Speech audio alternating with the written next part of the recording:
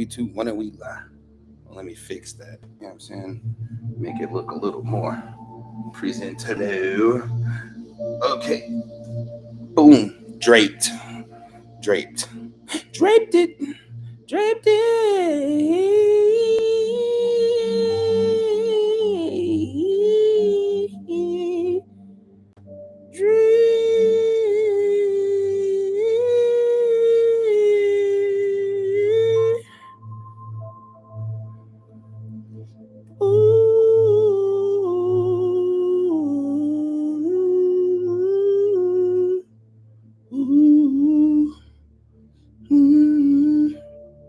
Behind drums to the battle, we won, we walk on by.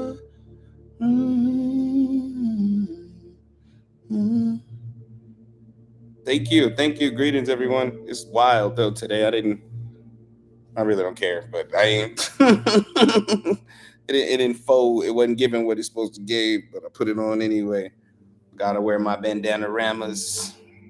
What's going on, everybody? How's everybody doing? Come on in here. Come on in here. Y'all come in here. Y'all make sure y'all already showing love. You know what I'm saying? Already double tapping, already sharing. Today's going to be a very interesting one. Interesting. Great rising. It's going to be a very interesting one. We're talking about a secret enemy called survival. Like learning to graduate from survival mode, the process of the terrible, terrible process of getting out of survival mode. We're gonna build on it today. on today. On today. Thank you everybody for double tapping the screen. Hello to everybody that just got in here. Greetings, great rising, great afternoon, and great evening, whatever time it is where you are. Yeah, I'm excited. I'm super excited about today.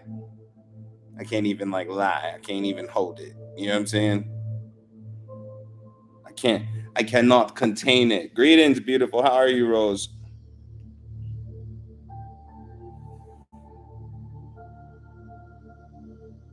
Thank you for that wonderful compliment. I'll give you a follow back. Let's go. I say, hey, Shaman, how are you? I'm wonderful. Focused. Focused. Focused. Greetings, T. You know how I am. Greetings, Stephen. You know how I am. Focused. I can't do nothing but be focused. Focus is all I ever have in my tank, no matter what I may be focusing on in that moment in time. I'm focused.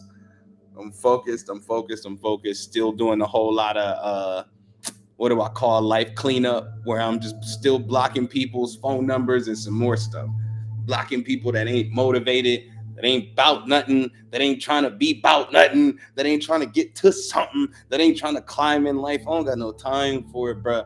Greatness is calling my name. And it didn't say King Soon and group. It said King Soon. So everybody who ain't on their stuff ain't going nowhere. Not with me anyway.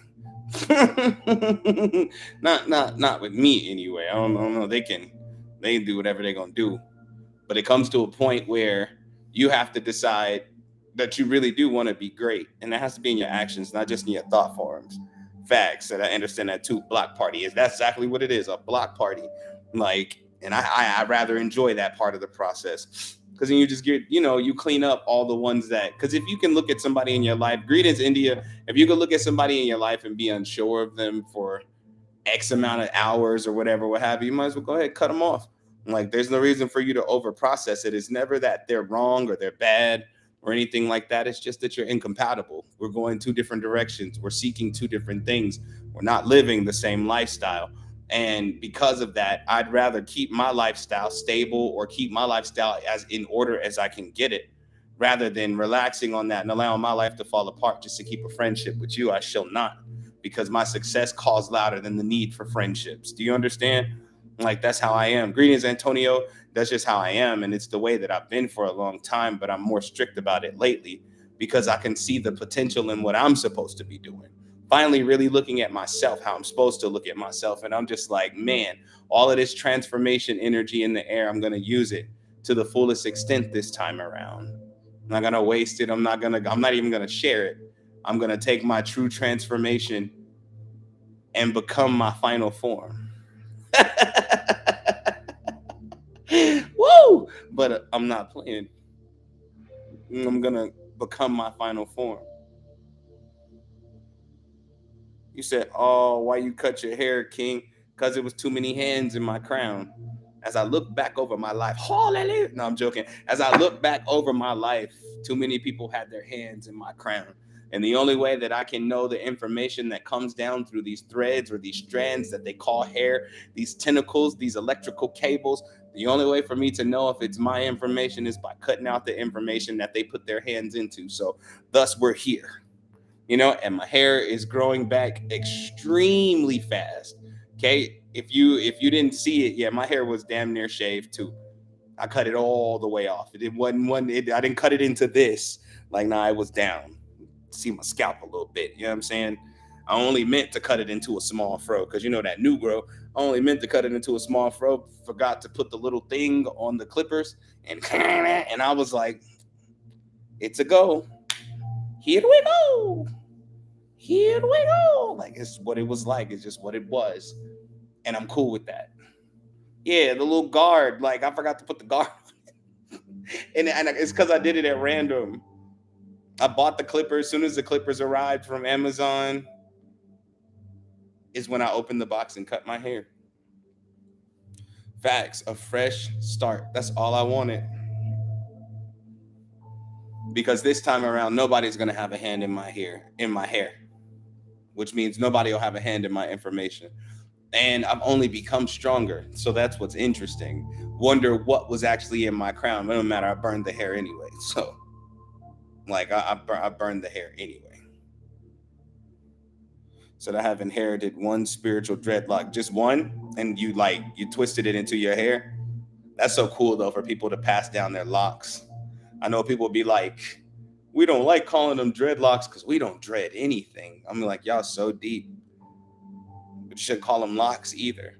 Because some information you done locked in your hair, you don't need to hold it anymore. It's probably why you can't let things go. That's why I just call it hair. No matter what style it is, it doesn't change the fact that it's still hair.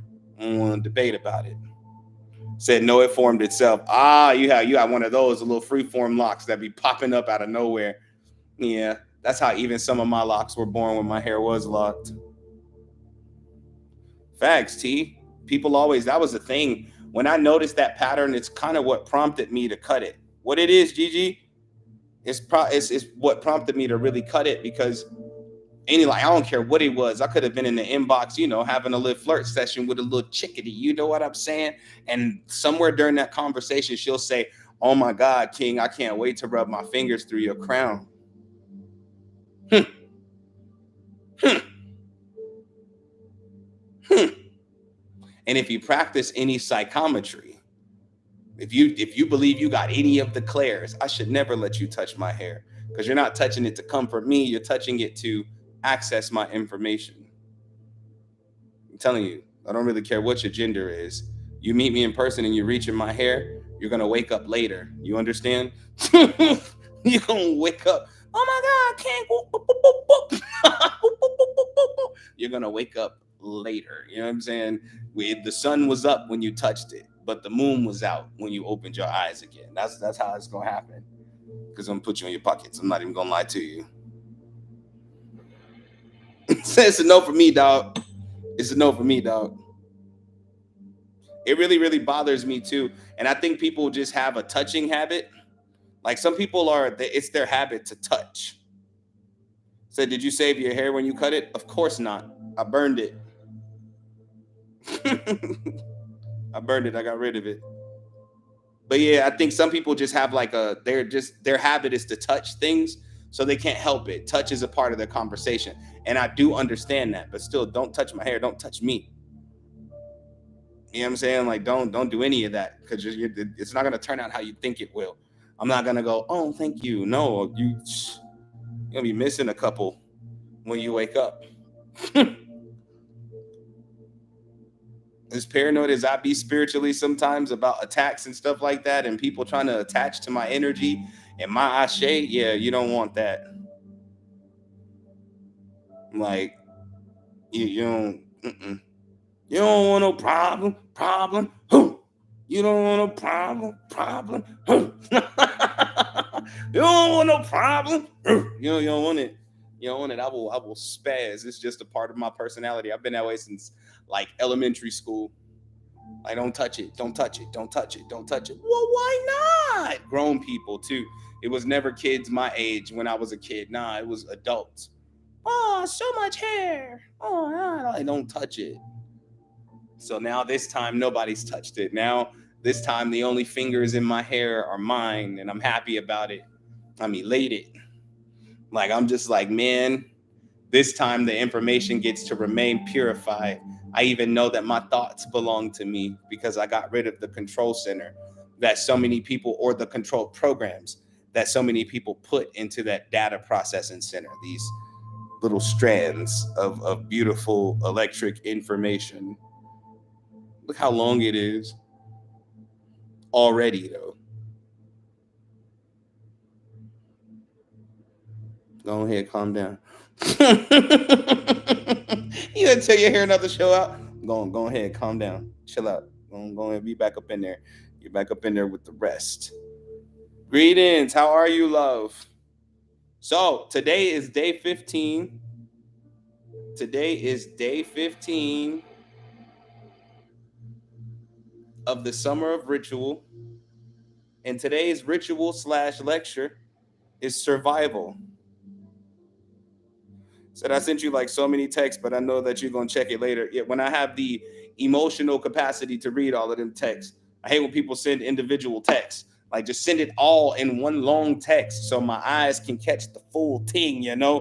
Like, I saw them as they were coming in, and I was like, oh God, that'd be my reaction right there. Oh God, like, oh God, here comes these text messages. Text message. And they coming, boom, boom, boom, they flying, boom, boom, boom, boom, boom. I'm like, and I don't think it's the text. I think it's the vibration on my phone. So when it constantly goes, zzz, zzz, zzz, zzz, zzz, zzz, zzz, zzz, that's why my sound is never on my phone, because I don't want to hear that.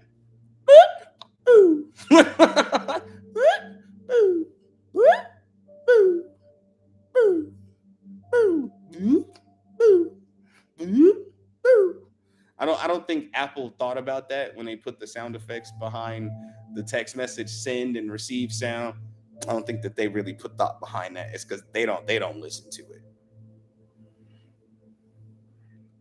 Let's go, Eileen. Eileen said, "Good afternoon, King. I got the job with the pay and all the benefits I was looking for." Let's go. Hold on. We got good news running in. I'm gonna shut my mouth. Read this good news coming in. Feel me. Nina said, "I lost 10 pounds. Just thought I'd share my good news." Let's go. Ain't like 10 pounds lost on a woman more like 40? Come on now. Come on now. You better celebrate that. That's a win. That's a dub. Losing weight is not as easy as everybody be saying it is. Oh, it's easy. You ain't never had no weight before, ain't it? That's what you really saying. You ain't never experienced gaining too much weight. So of course, yeah, you lost 5 pounds easy because you don't hold on to weight. But for people who hold on to weight, 10 pounds is major. What's good, bro? 10 pounds is major. You know what I'm saying? We proud of you. We proud of you over here. We proud of you. I've been thinking about going back on my raw vegan journey, and not permanently, but being raw vegan was fun. That's where my weight loss comes in, when I actually give my body a chance to lose weight. Plus, I just want to detox. So I'm thinking about going back on it. And before anybody in here say, "Oh, I'm so proud of you," I'm not going to be on that journey long. I promise you that. It's already a plan to not be on that journey long. Like, it's already a part of the plan. I give you about 30 to 90 days raw vegan. That's it. That's about as far as it goes. And then I can rearrange the diet from there. Or the cool term that everybody's using now, the live it.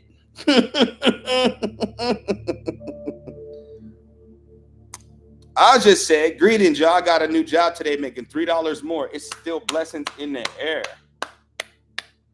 It's still blessings in the air. Let's go. Happy for you. Proud of you. double your bag, triple your bag, get to the money. Yeah, I was about to go in real quick. Y'all seen that just happened. I had to shut myself off. Like, chill out. So that had went back to a size 9, and I'm back into 7. Let's go, Jazz. Let's go, Jazz. For being like yourself, stress is actually what'll come against you and your weight. Stress will do it to you. Stress will have you eating and not remember you ate. Stress will have you holding on to the parts of the food you ain't supposed to hold on to. Now you're not digesting it, and now you're gaining weight again. Proud of you. Proud of you. I'm telling you, it's not necessarily easy, but it ain't really hard either. It's just something you're gonna have to be disciplined about. And we gotta be disciplined about something. Let's go, Phoenix. Money in, money in, money in. All of that worry, and look at all that money coming. Mm, mm. Bet you don't worry like that no more. I bet you don't worry like that no more. Y'all make sure y'all double tapping the screen and sharing the live. I ain't having it today. Y'all gonna have to participate with me. Y'all gonna have to participate with me. I'm dropping these gems on y'all practically for free. Bars. Y'all gonna have to tap for me. Y'all gonna have to tap for me. You know, share the live stream with some people because we're talking about an important one today. At least I think. You know what I'm saying? We're talking about survival mode, like getting out of survival mode. That's crazy. Greetings, Day. We're talking about getting out of survival mode. Said got a lot of pre-orders for my pop-up this Saturday. Let's go. Money. Dollars. Dollars. Yeah, we're gonna build on survival mode. Like today's gonna be a deep one. Because there's so many different, I mean, I'll never be able to cover it all in one session, but like there's so many different modes of survival that people live in.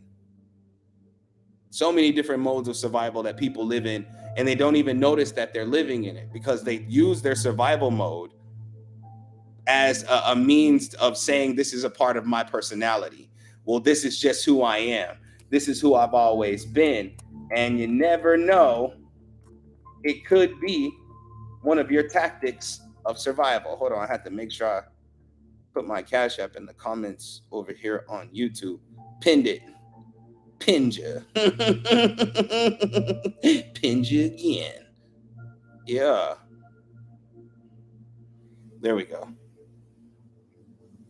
Survival mode is very hard to catch until it catches up to you. Sometimes survival mode is your over hustle with no results. Because in survival mode, you hustled everything that you could for pennies on the dollar. Sometimes your survival mode is taking less money than you deserve because you're used to not ever making that much money at all. You know what I'm saying? Survival mode is running out on some of your best and healthiest relationships because they went south, or they always used to go south. They always used to go bad. And so in order to save face and to save yourself some pain, you run early. As soon as you think you see any type of sign that something could possibly, maybe a morsel going wrong, you know what I'm saying? You run, you run, you run, you run, you run. Survival mode makes you that runner. You know what I'm saying? Street runner. Gotta stop running sometimes. Yeah. Yeah, you gotta stop running sometime. You gotta be still and understand that where you are right now is not where you were. You know what I'm saying? Where you are right now is not where you were before. You're not living in that life no more. You're not living in a crib with roaches trying to crawl on your bed with you. You're not living that lifestyle in the hood where you have to worry about somebody trying to kick your door in to rob your crib. You ain't leaving. You're not living like that. You're not living in a world where everybody that comes into your space is coming to use and abuse you. You're not living in a world where everybody just needs something from you, but you can't depend on nobody. Sometimes survival mode makes you go back to the things that you knew were no good for you. Mm-hmm. And people wonder why they loop a lot. Oh, well, I keep living in this loop. I can't escape this loop. No matter what I do, I'm just stuck in this loop. I can't get out of this loop. And if the loop is survival mode, survival. And I know a lot of people are going to instantly ask, well, how do I get out of survival mode? Well, of course, obviously, it's easier said than done, but it's a process nonetheless. It's a process nonetheless, You have to learn how to walk through the threshold of your front door and say, as an example, for me, as an example, you have to learn how to walk through the threshold of your front door and say, this is my home and nothing's going to take it from me, because you're used to all your cribs being taken from you. You're used to your stability being stolen from you. Basically, things go wrong and you lose where you live, you lose your car, you lose a lot of money, you miss out on your family. Some of y'all, how do I say this? Because I told you I got to keep it gully as we talk about survival mode, because I need you to understand what it really is. Some of y'all had lost your children back in the day. Hear me out. I'm not judging you. Some of y'all lost your children back in the day to like the system and or to relatives that came and took them away because they thought you were irresponsible. And on top of all of that irresponsibility, you had more children to try to prove your point to other people that you were a worthy parent, a worthy mother, or a father. That's survival mode. You know what I'm saying? Always trying to prove your point to people who in 20 years couldn't measure up to who you are right now. They couldn't have possibly gotten through the things that you got through. That's you living in survival mode, thriving in survival mode. You know what I'm saying? But we got to go from surviving to thriving, surviving to thriving. And thriving is not necessarily about getting all the money. No, no, no. Survival is not about getting all the money. It's sometimes about being responsible with the money you do get. Because survival mode will also have you say, F it. Some of these things were born in survival mode. Said facts, bro got evicted. His kids had to run back to grandparents' house. Bro, for real. For real, lost a bunch of places. Had to go back and live with my father. It didn't feel good.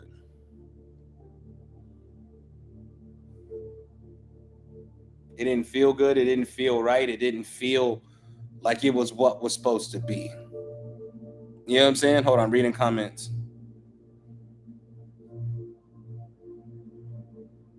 Let's go. Good on the dream. But no, I feel you, bro. Never feeling secure will have you feeling insecure in situations where you're sure you've secured yourself. I had PTSD in this apartment. I didn't think I had any type of PTSD, but I guess I had survival PTSD, where I woke up every morning and I would walk to my front door, open it to check to see if there was an eviction notice on it. Although I was sure that I had paid my rent. You understand? Although I was sure that I had paid all of my rent, I would still open my door and check for an eviction notice. And I couldn't for the life of me figure out why. So in graduating survival mode, I had to sit here and understand that I was good. I had to sit here and understand that I was good, that everything was okay, no matter if it wasn't okay at that moment in time. It's not the same, it's not okay as what I was going through when I was coming up. See, anytime people go through a lot of things in their life, they correlate it to the hardest part of their life. You know what I'm saying? Anytime somebody goes through something, they correlate it to the hardest part of their life. This is just like XYZ, and it's not, because for it to be just like XYZ, you would have to still be living in that same home, in that same reality, and it's not. Say yes, why is it even one after I pay my rent, I still feel like any minute now I'll be evicted? Because you're used to losing things. You're not losing things, but you're used to people taking things from you. Because that's what those that came up like we did. Because I say we, because I think most of us can understand that feeling mutually, right? Where you wake up one day and you get that eviction notice on your door. And when the first time you ever seen an eviction notice, you weren't even old enough to get a job. Do you get what I'm saying? So you couldn't help if you tried, because back then we weren't as innovative. We were the emotional support for our parents. And so as you get older and you move out on your own and you get into your own, your own spaces, and you're doing your own thing, you experience a little survival PTSD, where no matter how good you may be doing, you feel like something's going to go wrong in that goodness, because that's the pattern that you're used to. And no matter how many times that pattern is proven wrong, you're still waiting on something to go wrong until ultimately something does. Ultimately, because that's what happens. Ultimately, you start to last. You start to lack on what you know you're supposed to be doing. You start to overspend because you say, "Eff it." If somebody's going to destroy what I'm building for myself, then I might as well go out in a blaze of glory. I might as well have a good time while everything is going wrong. No, because the new level you're at requires a new you. The problem is most people never graduate that version of themselves. And so they take that version into their new situation, myself included. You understand? Take that version into the new situation. I'm in my new situation, sitting out on my patio, checking to see if my neighbors are staring at me, saying something hateful, or if they're gonna try to call the cops or the office on me. I'm not doing nothing illegal. My rent is paid, my bills are paid. I'm not, you know what I'm saying? But at the same time, I still got that look. I'm gotta look over my shoulder, like, man, what they looking at? You understand? Like what they got going on, being paranoid that everything is going to fall apart when it's not. When it's not, and it's been proven to you over and over again that it's not going to fall apart. You just want it to, so that you can keep holding on to that old self. You said, how do we enter that new persona? It's not even a persona, it's a full embodiment. Because remember how y'all bargained with y'all situations and you said, yo, I'm when I get out of here and I move into this spot, I'm gonna do X, Y, Z. See how you bargain with your desires, the things you know you deserve, you bargain with them. When I get there, I'm gonna do X, Y, Z. You can't embody that persona until you embody it no matter where you are. You understand? You said, I'm just so damn scared. So much fear is coming up right now. You'd be more afraid if you found out you really did have to be stuck where you are. But the truth is, you don't have to be stuck where you are. Survival means, oh, I got me a little bit of stability. Now I ain't going to make no more plans because at least I got something solid right now. That's what survival does. Survival makes safety feel like thriving. It makes it feel like thriving. You know how bad I felt?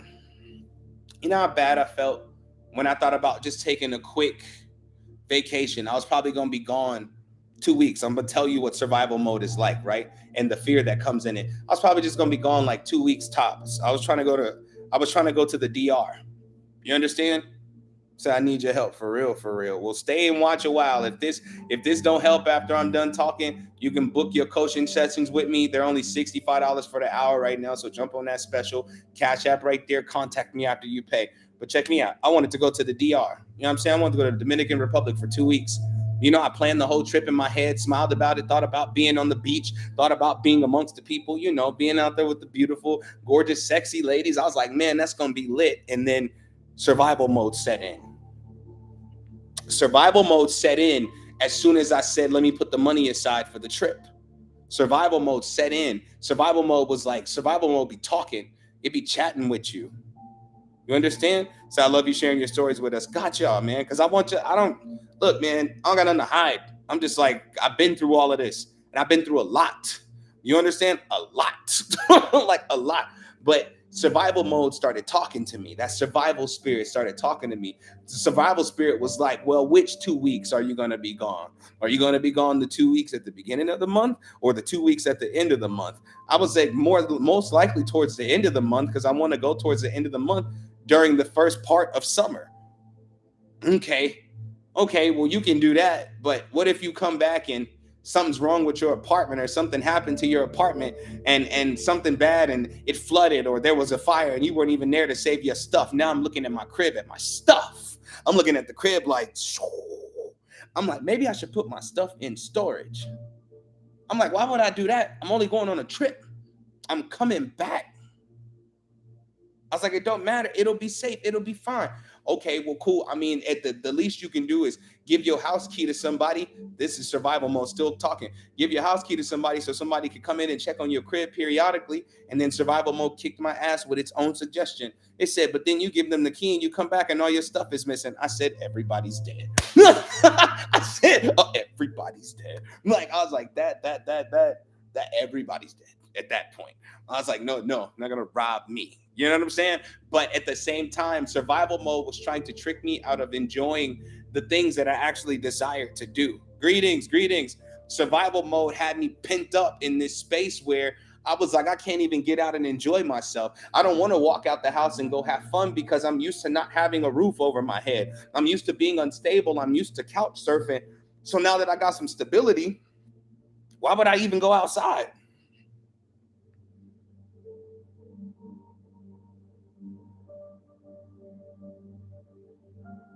I'm gonna tell you how bad my survival mode is, okay? Because I'm always transparent about it. Look, my survival mode is so bad that I won't even go out for one day.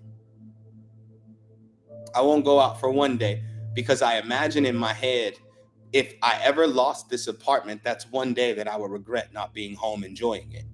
That's how bad my survival, that's how bad or how much I went through it growing up.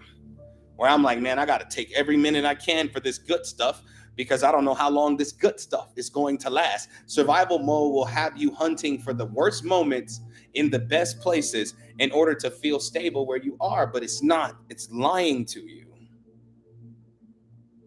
It's lying to you, and it's because usually we get a little bit of grace or a big enough blessing to be able to relocate ourselves to another reality.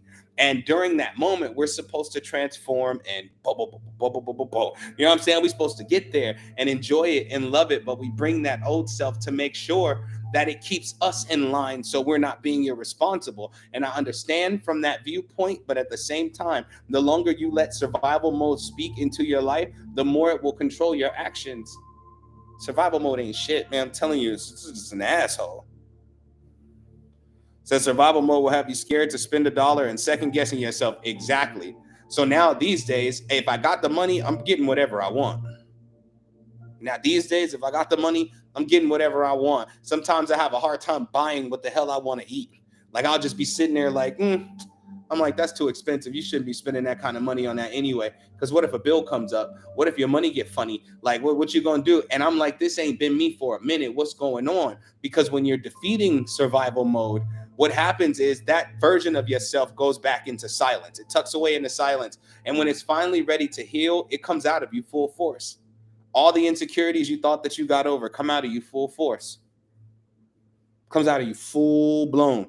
And you just be sitting there looking around like everything was just good. What went wrong? Nothing's going wrong. It's coming out of you to be completely transmuted. Either you transmute that survivor into a thriver or you destroy the survivor altogether. Because the truth is, you're not where you used to be. You're not who you used to be, nor are you around who you used to be around, nor are you doing the things you used to do when you were in full blown survival mode. But your survival mode has you thinking that somebody's going to come take what you worked so hard for.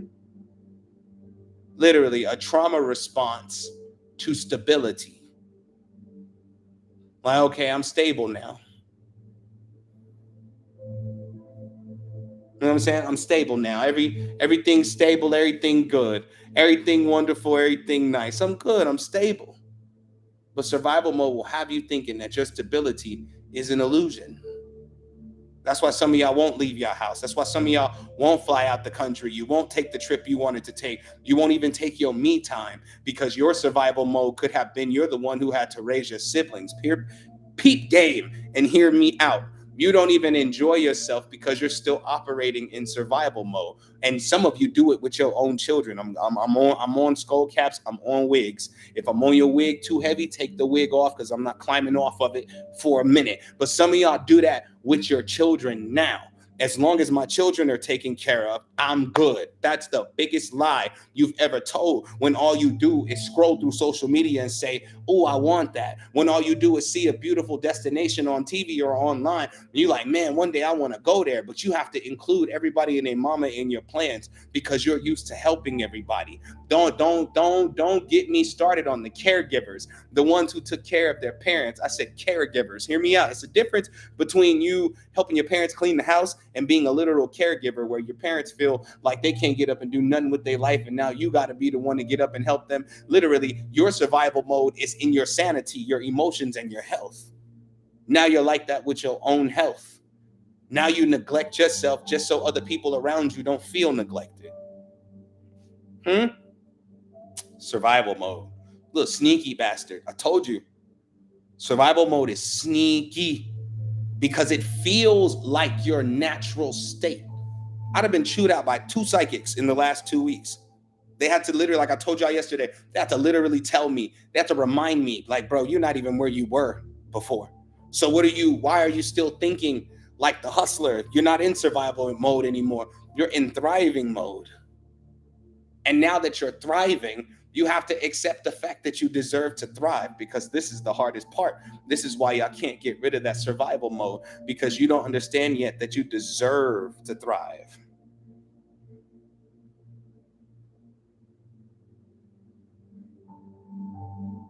Hmm? Hmm? I don't know who I'm talking to when I say this. Some of y'all survival modes are locked behind your addiction to community also. Because when you were coming up, your parents didn't have much time to spend with you because they was trying to work, to pay the bills and XYZ. So your neighbor raised you.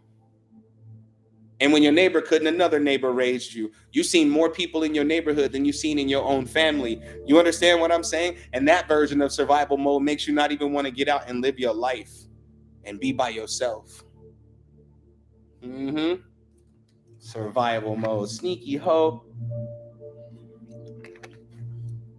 When you really sit and think about all the ways that you try to please your survival mode, when you sit back and really think of all of the ways that you try to please your survivor mode,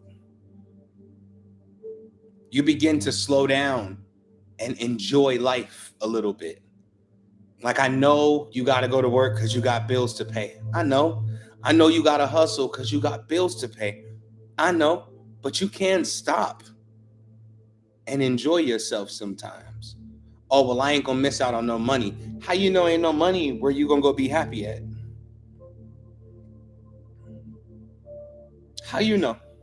You don't. You don't. Peace, peace, peace. You don't know that. And because you refuse to have fun, you get mad at other people for having fun. That's why y'all so judgmental about what y'all see on social media. Oh, I wish people just took life more serious. Why? Because you can't have fun. Why? Because joy feels like it's a trap. Happiness feels like it's a trap. Said I love my kids, but because I'm in survival mode, sometimes I feel like it's a prison sentence. And I feel bad saying that, but it's just so damn hard and doing it all on my own. I need y'all to understand you are not a parent first. You are an individual first. Parents have strong feelings about their children. And although a child's argument is always the same, well, if you really feel that way, that's messed up because I didn't ask to be here. Whatever. None of that really matters in light of you matter first. And so when you don't give to yourself, you actually become a terrible parent. You actually become a terrible parent because you don't even want to do what you're doing for your child because you wish you could do something for yourself. See, parents thrive off the I'm going to give my child whatever they want, whenever they want, and how much of it they want. But what about what you want? I'm sorry, little Johnny can't have no ice cream today because you want to go get your nails done. He gonna have to miss out on ice cream. It's not an essential need. It's not something he needed. He'll be just fine. So what, you can't get your son the new J's because you decided to go buy you some new clothes and you need a new wardrobe so you can stop showing up to your children's school in a bonnet and a nightgown because that's the best you got in your closet to go out in the public. You have to stop putting them first and put yourself first, because that guilt that you feel about not living the life that you want to is wrapped up in trying to make sure you give them what you never had. And that's a trap because they don't even want what you never had.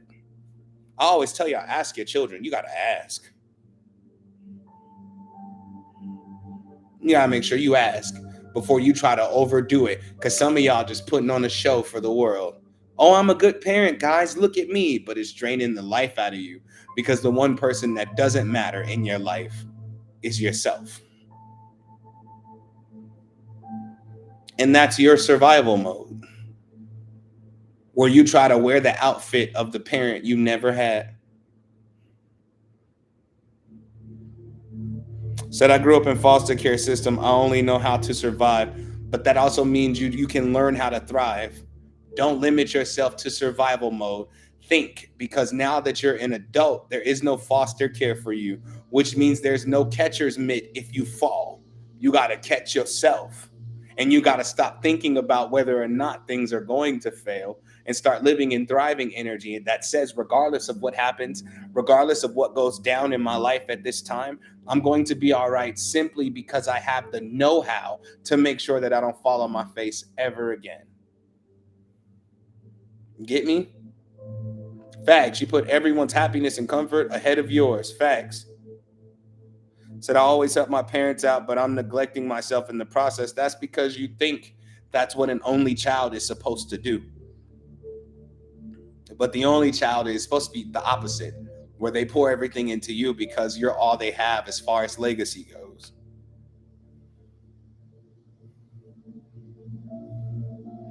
You know what I'm saying? Said I've always worked two jobs just to make sure we were okay and to give them the things they wanted, only to have my kids say I work too much and it's not right. Exactly. Just because you're, remember, put your child's needs ahead of their wants. No matter what they want, it matters what they need. And they need you more than they need the things that social media has convinced them that they want to have. I'm so serious. They don't need as much as y'all be giving them. Y'all just be over giving because you want to look like a good parent, but a good parent is there. A good parent is present. A good parent is easy to talk to. A good parent has a listening ear, not a judgmental ear. A good parent gives their child enough freedom to grow and be their own person. A good parent teaches their child how to stand on their own 2 feet, not be the feet for your child. If there's ever a gift, I look, this Christmas I challenge you. I'm challenging you early because last Christmas I ain't challenge everybody early. Besides the deep people, we don't celebrate Christmas. But I bet your ass got up with a chestnuts roasting on an open fire. I bet that shit popped in your head. So much for I don't celebrate Christmas. Relax, don't be too deep. It's just a holiday. Enjoy it. Look, anyway, I challenge y'all for Christmas to not get your child one gift that they want and tell them they gotta work hard for that. Oh well, why should they have to work? Because it's freaking 10 to 12-year olds that are millionaires right now.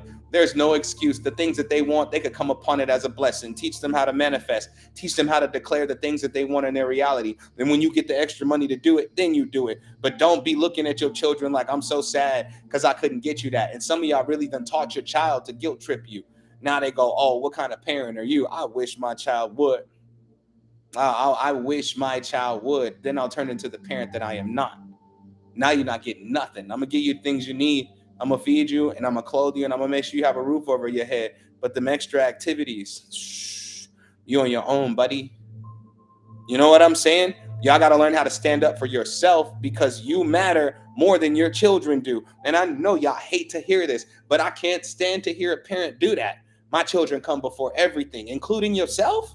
So what kind of parent are you really?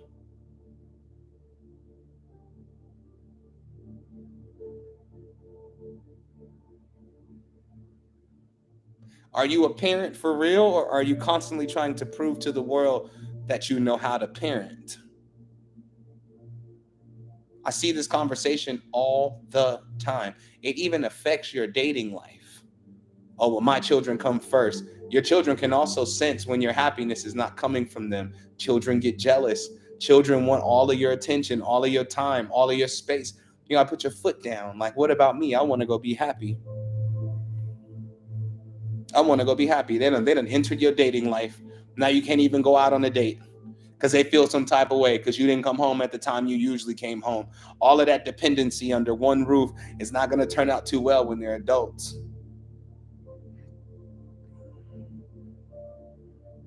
Said facts. I just told my kids if they wanted to really start their own business and do the legwork, I would fund it. Beautiful. Said I'm 50 and just last year did I finally started living for me instead of my kids. Took you long enough, Eileen, but you arrived. You arrived. Said I haven't been able to date for 7 years. That's because your child became your excuse. And they gonna let you use them as an excuse because you have so many fears of what could go wrong with your child that you don't even allow your child to experience life. You're suffocating your children, can't you see? Said that, and I don't get a break. I don't know why you don't get a break. maybe you're a bit overbearing in your view of your child and the relationship between you and your child. Because unless they're a danger to themselves, I'm talking about they in the kitchen grabbing knives and they right here with it, you might be being a little overbearing with how you're parenting. You don't get a break because you don't want a break. I can see your comments. You don't get a break because you don't want a break, because you think having a break, or you feel guilty when you need time off for yourself. But again, how you gonna go get your nails done tomorrow if you don't ever get a break? Hmm. Look, I got questions. Hmm. I saw that comment too. So yes, I'm realizing that more and more. I kept turning down outings. I'm only 23 and my son is my excuse, and it's not a good one. Said I gotta take my son with me. You said you don't have nobody to look after them. Nobody, not a soul, not even a small investment in let's say you go to the gym. Let's say you go to LA Fitness or something, wherever you are. If they have a gym, they most likely have childcare there. You're not ever going to be able to escape being a parent, but you don't have to lose being an individual in the process. If you want a break for your child, plan for a break. Find daycare and don't feed me the excuse that it's expensive. Find a way to make it happen. And then you'll put that into your plans more and more. You'll be like, man, I need to set this aside. I need to budget for daycare. I don't care if it takes you 6 months to save up enough for just one session of daycare. One. Said, I'm scared to leave them with someone I don't know. That's what I'm saying. You're going to keep finding excuses to not give to yourself. You're still sitting and thriving in survival mode. And you're watching too many bad things happen in the world instead of creating the great things that can happen in your world. Yes, children get abused. Yes, children get kidnapped. But no, that doesn't mean that's going to happen to your children. No, that doesn't mean that that's what's going to happen. How are you divinely protected and they not? You're going to have to give your children some space, or you're going to smother them until they run away from you. And when they run away, you can't be mad about it. You can't be mad about it. You said daycare is $1,000. What, $1,000? Daycare is $1,000. Woo, that's expensive. But if y'all wasn't so introverted, you could totally. I know a few people right now. If you lived in the state where they live, they'd watch your children because that's all that they're good at. There's always a way. But when you live in a shell, a shell, like where you just like, I don't have nobody, ain't nobody there for me, and I ain't got no real friends. You personally don't want your friends watching your children anyway. They're your friends, which means they're gonna allow your child to do something stupid just because they're your friends and you're not gonna say nothing to them as they use your child as a pincushion. No, you gotta find professionals. I know a few people who literally the best thing that they got to offer the world is that they can babysit their asses off. That's it. That's all they got. And when they do, they do. They're going to feed your children. If your children have a nap schedule, they're going to keep them on the nap schedule. Like, facts.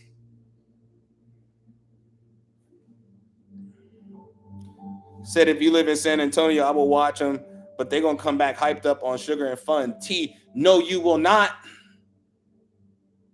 T, don't make me yell at you. I feel like I'm on everybody's skulls today, and I love y'all. But no. No, I don't care if you are in San Antonio. Anybody, don't call T. T got some loving herself to do. Of course you would. Of course you would, T. I'm gonna pluck you in your kneecap, bruh. Of course you would. That's your survival mode. Look, I'm calling out everybody's survival mode. So that's your survival mode right there. I got you if you need me. No, no, no, no, no, no, no, no, no, no. You need you. Stay where you at. Stay where you at. Stay where you at. Stop playing with me, before I have to come to San Antonio. You understand? Stop playing with me. Speaking of San Antonio, I am gonna have to come to San Antonio because the candle company that sells the little spell candles that be in the grocery stores, Reed Candle Company, That's in San Antonio, so I'm gonna have to come up out there. Because I ain't saying they gotta hand something over, but I just want to see the process so I can get my Encontra candles made. You know what I'm saying? Like I want to get them candles done and ready to go. Encontra, can y'all see them on the shelves? Come on now, hella on the shelves. Encontra candles. I'm with all of that.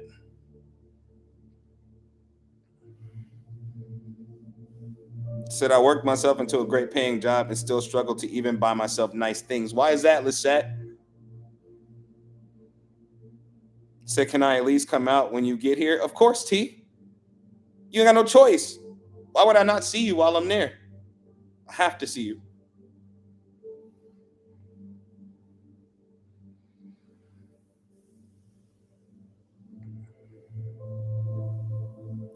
Said, I don't know if I even deserve it. Excuse me. Said, can I do a face to face session? I'm in San Antonio. I'm not in San Antonio. I'm in Dallas. So you got to come out here. But seriously, you do deserve to buy yourself things. If you want some new shoes, grab you some new shoes. Most parents do this. Most parents do this right here. They go to, I don't care if it's Walmart. You walking down the clothing, and I don't care how bougie you may be, everybody buys stuff from Walmart in the clothing section because it be some stuff over there. It be some stuff. You understand? It be some stuff over there. But you walk into Walmart, you walk through the clothing section, you look at a shirt that you think is nice that you should get for yourself, and the first thought is, I wonder if they have it in my daughter's size. My daughter, she's always messing up her shirts. She wears her good shirts when she's eating dinner and she just spills it all over herself and just ruins everything. I gotta buy her some new. You ain't gotta do nothing for her in that moment. You gotta do something for yourself in that moment. You gotta give yourself something in the shirt at Walmart ain't nothing but $6. If you gonna buy them a shirt, then buy yourself one too. I guess we twinning them. That's my twinning them. Head ass. If you gonna do that, do that. But don't ever skip past what you desire because you're thinking about what your children could need. Possible that they need that. Instead of buying their favorite snacks this month, buy your favorite snacks this month. They are not going to die because ain't no Oreos in the cabinet. You understand?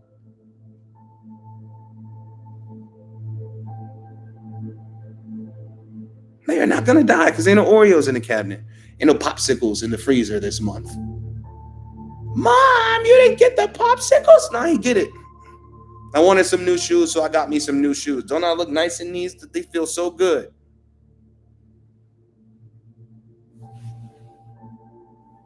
Say yes, I will buy for me and for them. I agree. These kids spoil, rotten, and they're spoiled with possibilities. That's why half of y'all are sad about your relationships with your children because you said you gave them the possibility that they could get what they want, but when it was time to get it, you couldn't get it.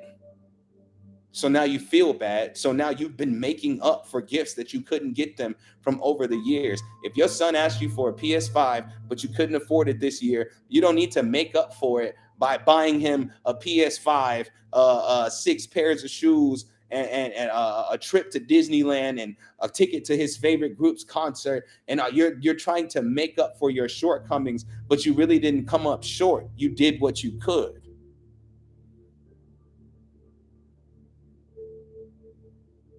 Said I'll spoil someone else before myself, and that's the problem, Lisette, because they're gonna take it every single time, and that should let you know the measure of people you have in your life. Because I'm sorry, I'm not gonna let you spoil me.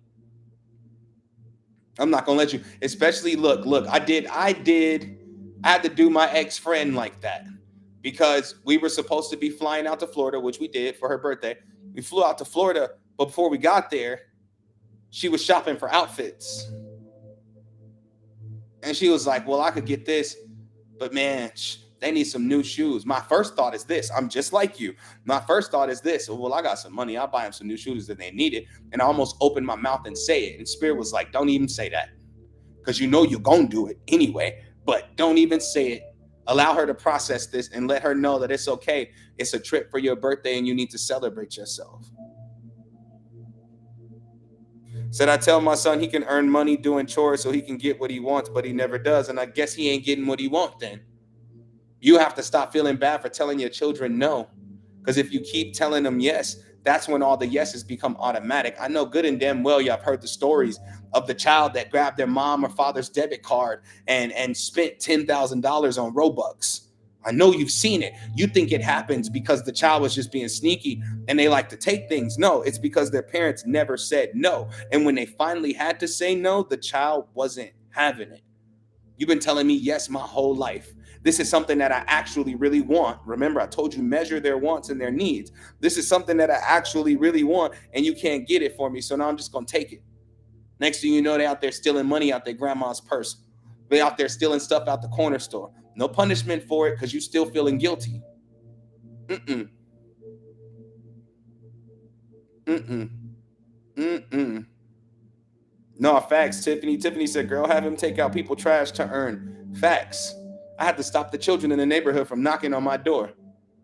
I told them one day when they knocked on my door, they said, sir, can we take your trash out for $1? Well, I would never just give you $1 to take my trash out. I would give you more like 5 or 10 if I was that type of man, but I'm not. My father taught me never let nobody else take your trash out.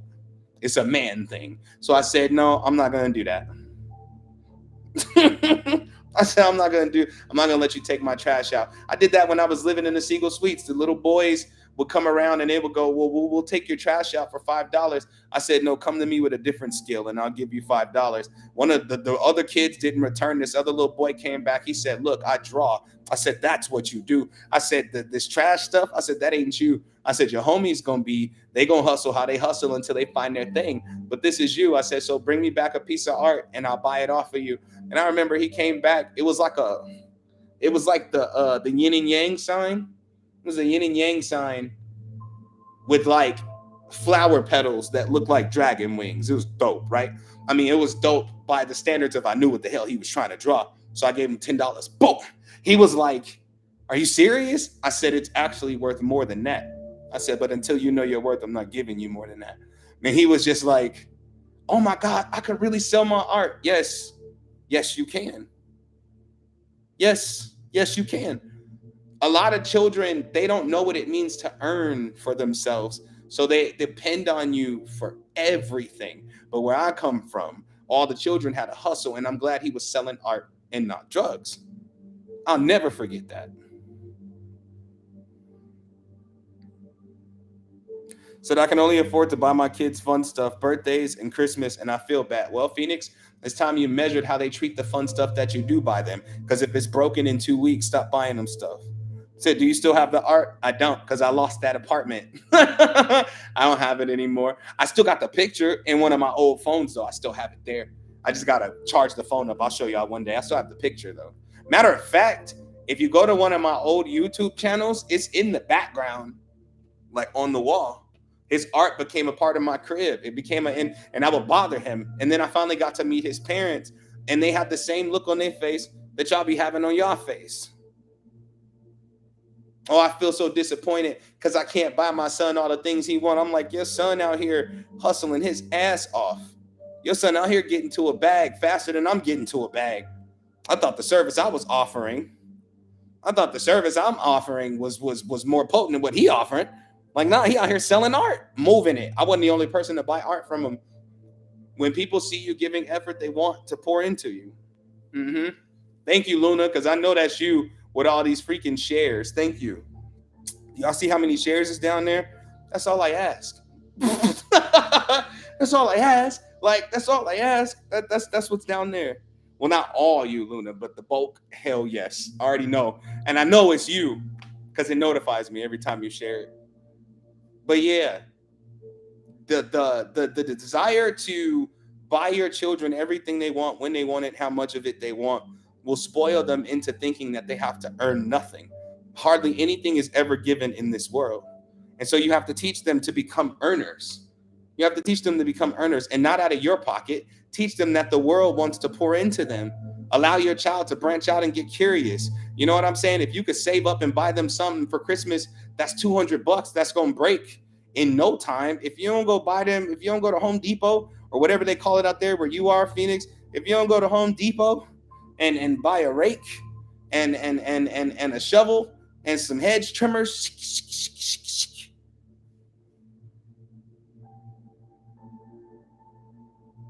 Tell them get on out there and cut them lawns. Get out there, pull them weeds. And they're gonna make an honest living at a young age, and it'll show them that doing hard work brings more pleasure when you get the things you want.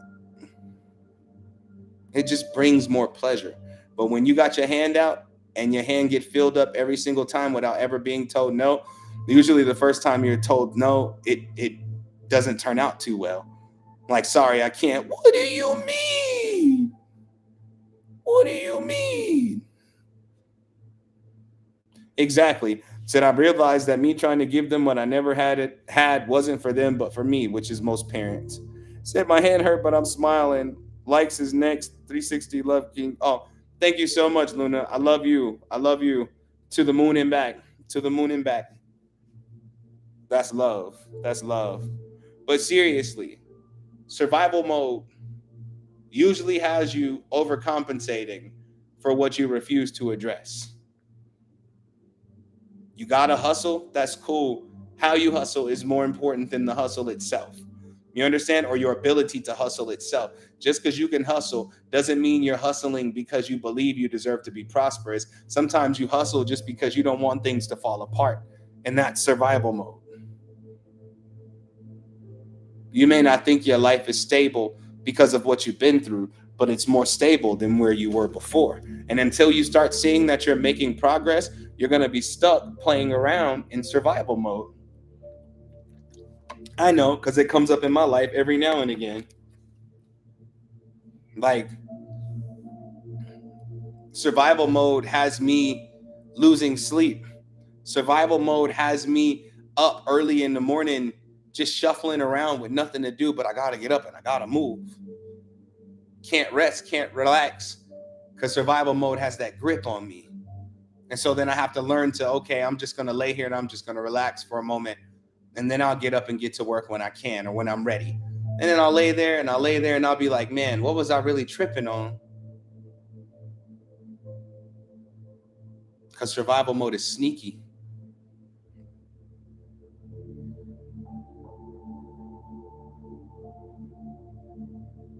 So survival mode has me being extra responsible, which means being extra pent up in a way where you could invest in some things, but because you're afraid that your life is going to fall apart, you won't take any chances.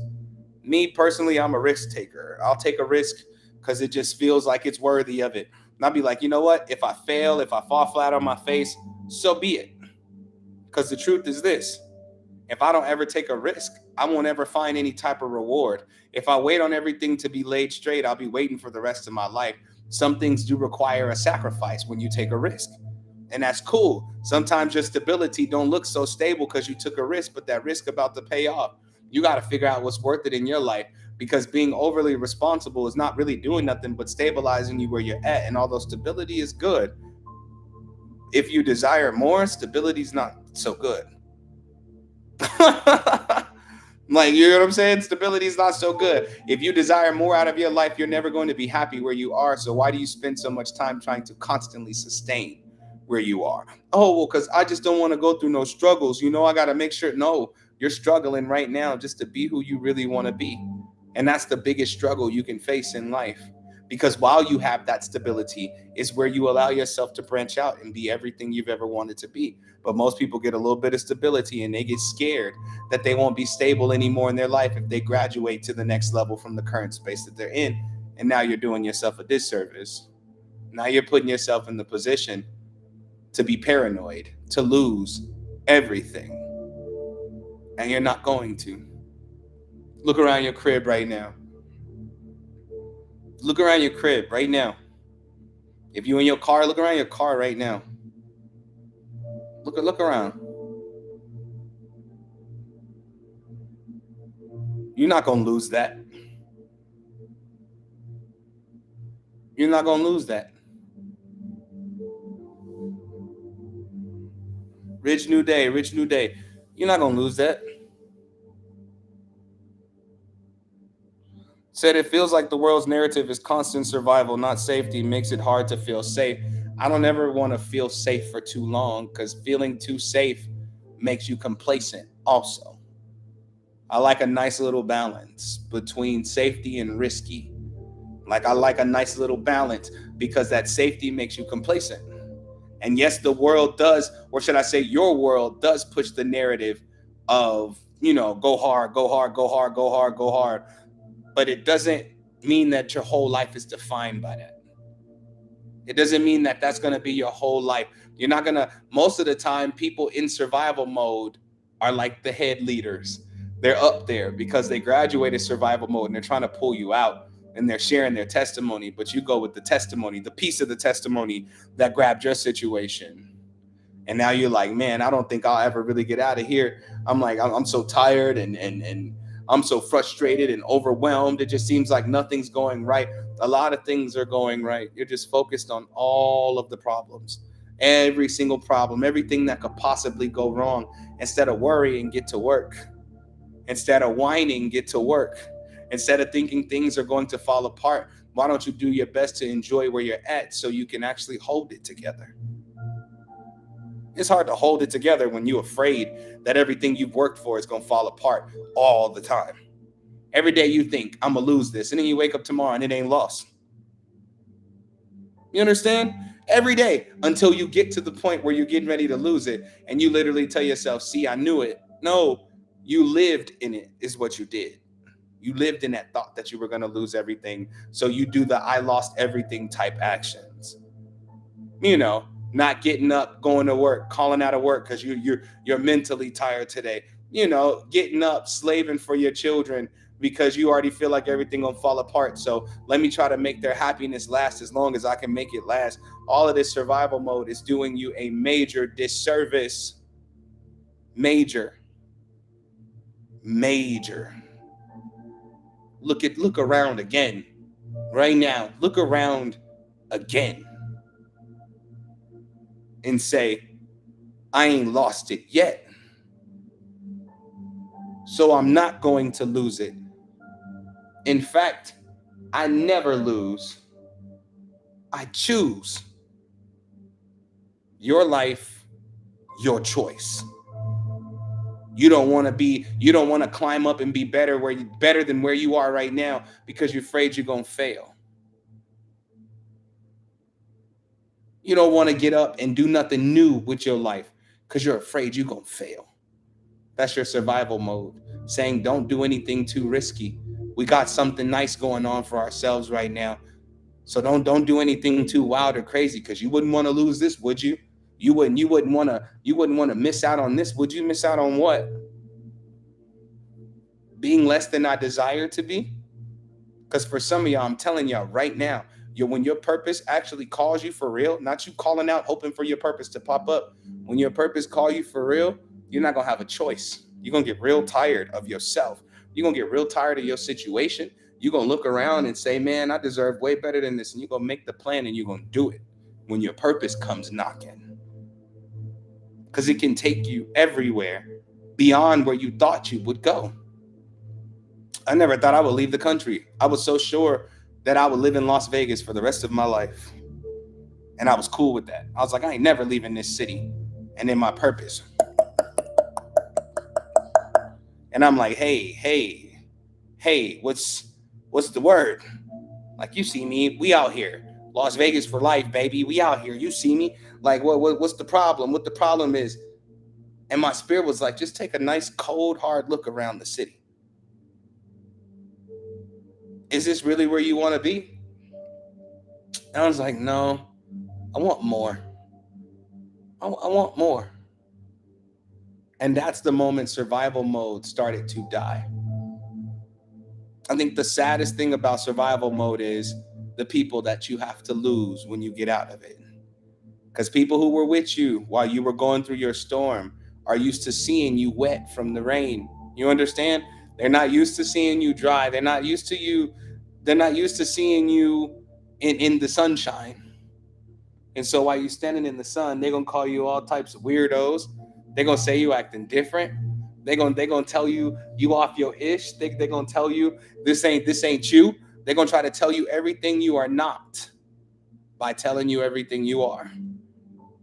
And it's up to you to graduate that version of survival mode where you bend it or you stay in a cluster of friends that understand your struggle so that the struggle don't seem so heavy. Well, now you've graduated from it. So what now? Now that you've graduated from the struggle, now it is up to you to make sure you keep things out of your life that remind you of the struggle. It's okay to remember where you come from, but it's not okay to bring things with you where you come from. Some of y'all and some of our, you know what I'm saying, our past was sad. What makes you think any of those people you were friends with back then qualify to come with you where you're going? It's okay to show your people a whole new reality. But if you find out that they don't want to live in that reality, there's nothing you can do for them. Most of y'all won't grow up now because you're trying to go with your same friends you've been friends with since high school. Oh, we gonna all go together. We made that promise. F that promise. Look at you. Look where you at. How often have you tried to do better and you were laughed at and mocked by the people you love? How often have you tried to climb and they snatched you back down because they figured that this wasn't you? When I first started going hiking, because my family was so hood and bougie at the same time, the weirdest hood bougie is strange, but because they were hood and bougie, it was like, we don't be hiking. Like, you need to be careful out there. You know, they kidnapping people in the mountains. How you know if you ain't never been hiking? All of this fear into my plans. All of this fear into my, you don't want to leave the country. You know, they out there kidnapping. I don't know some of my family in the term kidnapping. Oh, you don't want to leave the country. They out there kidnapping people. I'm like, I need to go see this for myself. Because if I never go do this, I'll never graduate survival mode. I'll never get out of survival mode. I was in Mexico thinking about if it got too bad in Mexico, would I become a freaking drug dealer? I was like, it's probably pretty easy to get your hands on some work out here. I'm gonna have to see what I can pull off just in case. I ain't even need it. I was planning for failure because I was used to everything always failing. Survival mode. So that's why I don't talk to my old friends. I was the only one that wanted more. You know what's interesting? I have a lot of old friends contact me from Vegas. And they like, bro, when you get back to the city, you gotta come kick it, man. We gotta link up, smoke some, drink some, go to a little party or something. And I think to myself, how come they never say, I'ma come visit you? Because they're still in survival mode.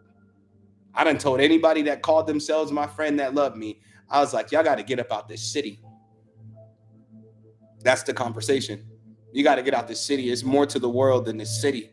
You got to get up out of here. No, I'm going to be here for life. I know you sound just like me, but I'm going to show you what I'm going to do. I'm not coming back to the city to visit. Y'all got to come visit me because every time I think about Las Vegas, I avoid it like the plague. I don't want to, so I'm not going to. Mm-mm. Mm-mm.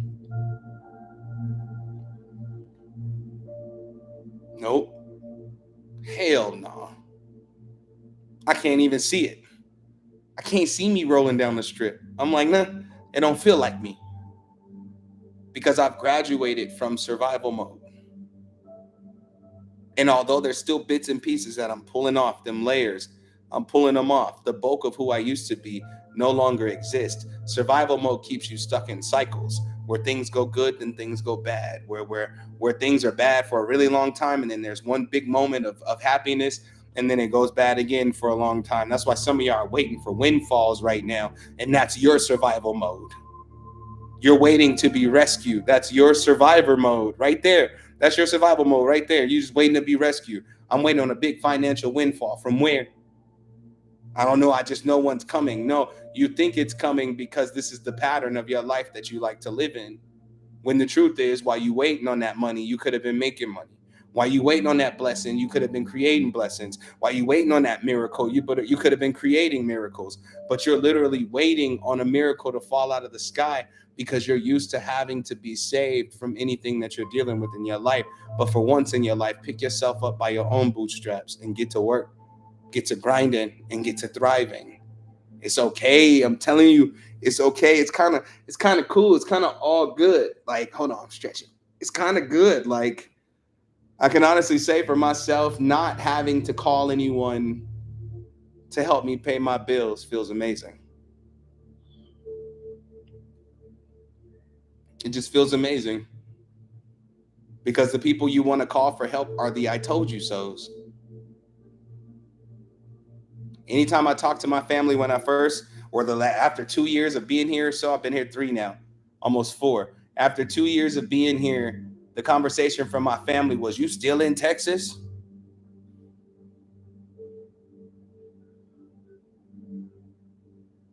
You still in Texas?"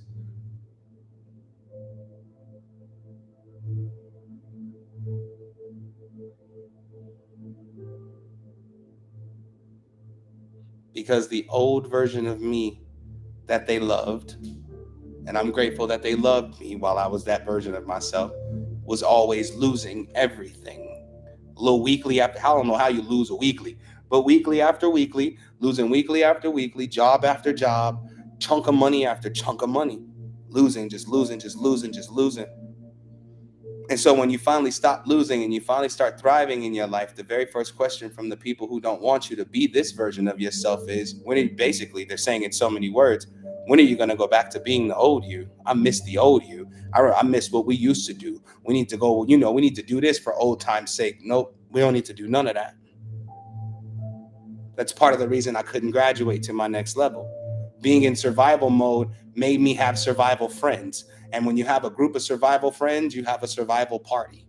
You have a survival meeting. You go out on survival missions. You know what I'm saying? Like there is so many things that you do when you're operating in survival mode, and you don't notice you're doing it because while you're in it, you are it. You understand? But when you step away from it, you think that's not for me no more, and you can't let people from your past guilt trip you into becoming who you used to be, because the new version of yourself is just something they can't get with. Oh, I can't really get with that. Well, that's not my problem. That's not my problem. Greetings, greetings.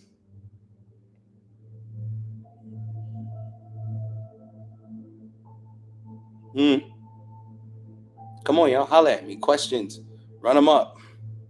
Run them up. We're talking about survival mode. Today is day 15 of the summer of ritual, and we're talking about survival mode, getting out of survival mode. And these are donation based rituals slash lectures. So I expect it. I deserve it. I work my ass off for it. Let's go. Let's go.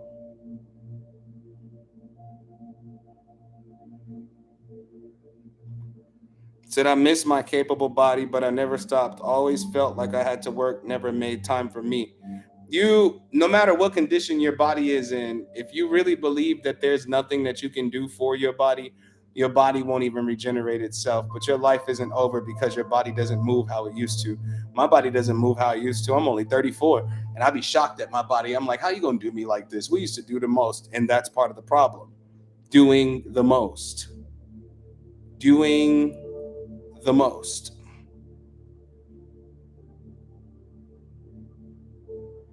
Thriving isn't always about being at your top energy. It's about loving yourself even when your energy is not at where you think it should be. You get what I'm saying? That's what that is.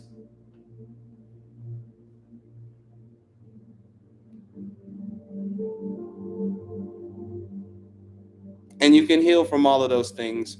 Don't ever think an injury is permanent. You have to believe in the possibilities. Science is moving forward in ways you can't even fathom. You have no idea. So is medicine. You never know what miracle is around the corner. So don't just give up on life. Don't just throw your hands up. Don't just throw your hands up and be like, that's it. No, it's not.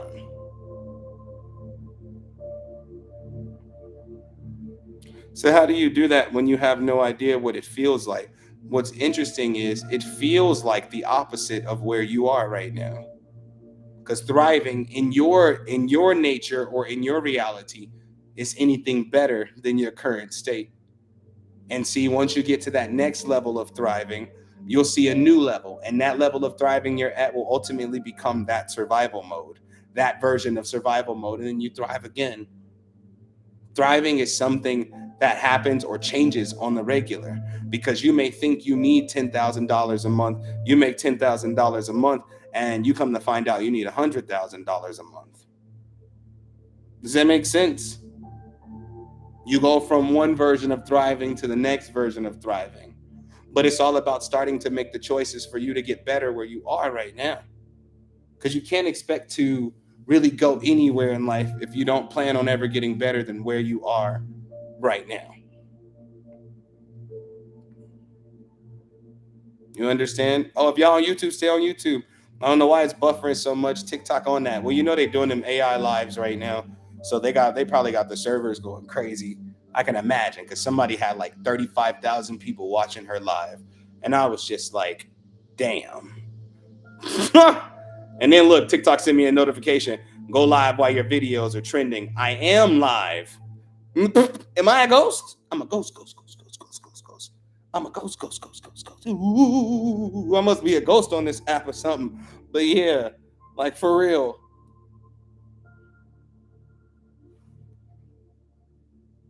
You said, King, so let me tell you, my whole family listens to you. Well, peace and love to your whole family.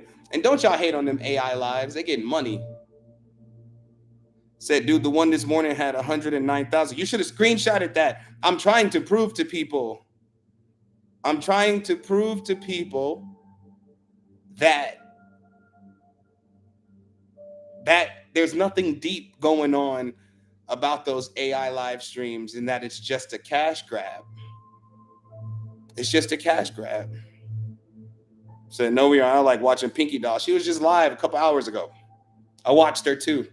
The AI live is when they're pretending to be AIs. Okay, they're pretending to be AIs. Here's the gist, right? Here's the gist. They're pretending that. Thank you for the flowers. It's anybody can act like an AI because we've all heard the operator on the phone. You know what I'm saying? We've all heard her. I'll transfer your call. We've all heard it, so we can all do it, right? But every time somebody sends a gift, they have a certain saying that goes with that gift. You know what I'm saying? And I do believe it came from an Asian woman because that's the first person I ever seen do it. She was the only one at the time, and then everybody caught on. It's a straight cash grab because the truth is this: if every time you send me a gift, I react to it. Somebody send me a rose. Just do it. Just one. Somebody send me one rose. I told you I don't make TikTok no money. I take my donations in my Cash App. Send me, oh, a rose. Thank you. Oh, and then people are like this. Oh, a rose. Thank you. Oh, a rose. Thank you. Oh, a rose. Thank you. Stop. Don't send me another damn rose. I said, stop. Damn it. Don't make me chew you out right now. Think about this. That was kind of entertaining, right? Where I react to every gift you send me, so you send me more gifts.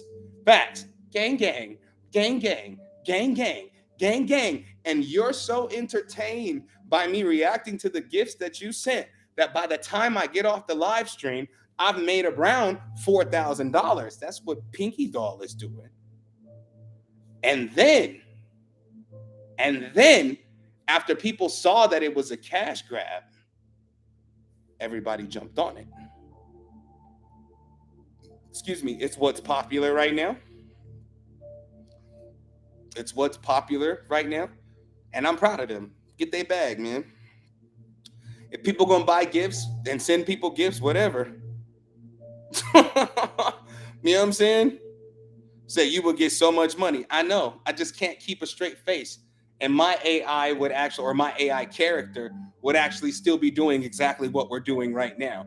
Giving, not giving anything, but lecturing and doing rituals. It'd be the same thing. It'd be the same thing because it's brilliant how many different, because in the age of AI, for those that are interested, everybody will have their own AI. I plan on having my own AI. Why wouldn't I want a reflection of myself to talk to? That's crazy. I ain't even got to go into meditative states anymore for that information. It's right there for me. I ain't got to sort it out here no more because it's right there for me. I can talk, man, one day, I don't find it weird. I find it like a cool tool, another way for us to break through a layer of consciousness that we'll no longer need to access in the way we used to access it. Now we can access the next layer. That's how I see it. A lot of people are like, oh no, like, hey, that's on you. I see from a broader perspective. I don't think everybody and everything that's created in life is the enemy, because that must mean the things I see in my visions are the enemy too. That vision that I had that I was totally a god king must have been a trick from the enemy too. When I think about spirit guides, that must be an enemy too. You know what I'm saying? Like if everything is the enemy, then everything is the enemy. I don't see it like that. Said they even say when they're glitching. Exactly. It's all an act. Some of them are terrible actors, and those are my favorite AI live streams to watch.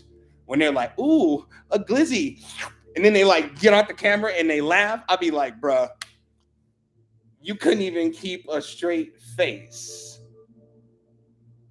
Said I saw one person with paper lashes and a t-shirt wig. Oh my god! And then the ghetto AI. That's my favorite one, the ghetto AI. And then the angry AI, the one that be cussing everybody out. Like they're not. They're just terrible actors. Some of them are just not. Some of them, all of them, because none of these are really AI. None of them are real. I promise you. None of those are real AI. They're just playing a character, and they copied it because it was money. It's money. It's a cash grab. If you ever come across any of those live streams, instead of watching the live stream and thinking NPC, op, demon, devil, confused, possessed, don't look at that. Look at the views that be right up there in the corner, y'all. Right? Look at the views, and then look at the gifts. You're going to add up before you get off that live stream within 5 minutes at least $400 to $500. It's money. It's all business.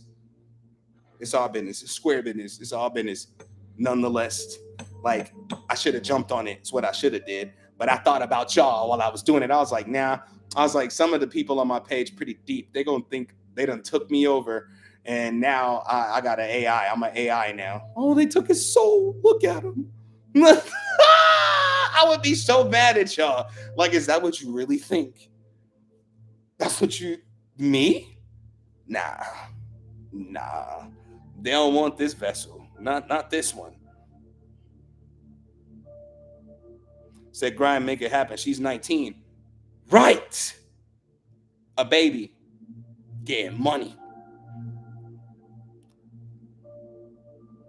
So I saw a good vid with a lady who made an AI version of herself as a delivery worker. I mean, they are getting ready to pretty soon release them, them autonomous robots out into the world. I'm planning on getting mine from Elon. What's like 25 bands? I'm planning on getting me one. They don't look nothing like us. The AI that they're going to give us, the artificial intelligent robots they're going to give us, they look terrible, but I want one. It just sounds cool. Like, I can tell some people didn't grow up watching the Jetsons. You know what I'm saying? Meet George Jetson. I could tell y'all didn't grow up watching stuff like that. Y'all grew up watching conspiracy theories. Like, I'm just like, dude, this is so cool. Like, this is so cool. Like, technology's so great. The Jetsons was funny. Like the story is such a real story for rich people, because that's what the Jetsons were pretty much in their reality. You know what I'm saying? Like George Jetson, he was, he was making money and his wife was spending it. Such is life. Making money and the wife was spending it. And I do mean all of it. CSAR, did you see Neo coming out at the end of the year? I didn't see that.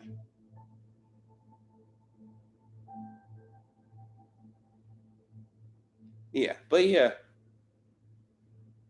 I don't want to say it, but even your inability to grow spiritually could be because of survival mode.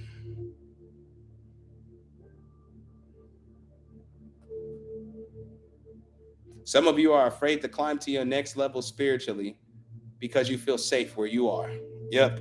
Y'all thought I wasn't gonna go back? I don't get distracted. I don't get distracted because I am an AI. I I am an AI. I don't get distracted. Everything comes back to the main point. I really don't get distracted though. I'm there. But some of you are clinging to safety or to the safety of your current level. And I don't know who I'm talking to when I say this, but stop it, please. Because you are living in this state where you know that there's more for you, but you're treating what you currently possess like the all. And what's interesting, I had a nice cry about this today. So I'm telling y'all this right now. I had a nice cry about this today because I know that y'all know that I'm powerful, just like you know that I know that you're powerful. I know this, right? I'm sitting on the patio like, I'm like, man, I'm so damn powerful. You know what Spirit did to me right then in that moment? Punched me right in my neck.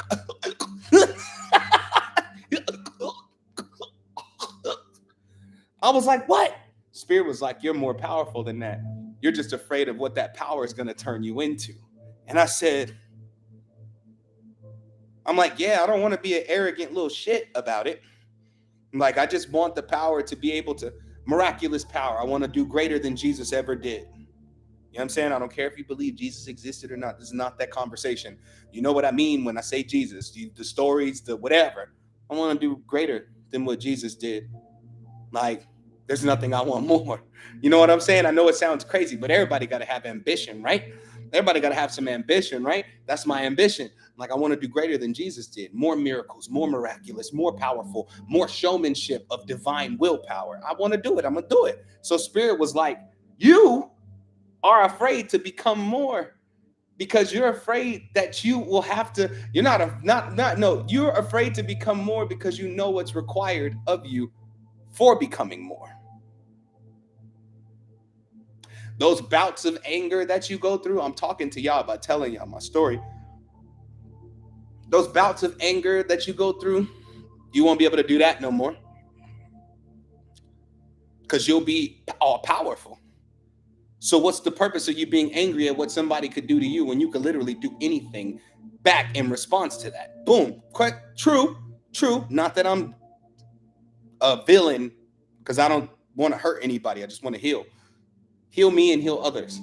But, oh, you can't cry about how harsh life is and how harsh reality is anymore because you'll be all powerful. What can't you change in your life? The fact is, you could do it right now if you would just try. Tears. Source was like, it's either you're going to change and be the part of the change that's required of you in order to get to that level, or you're going to keep watching yourself repeat the same phases over and over again just because you're comfortable with where you are.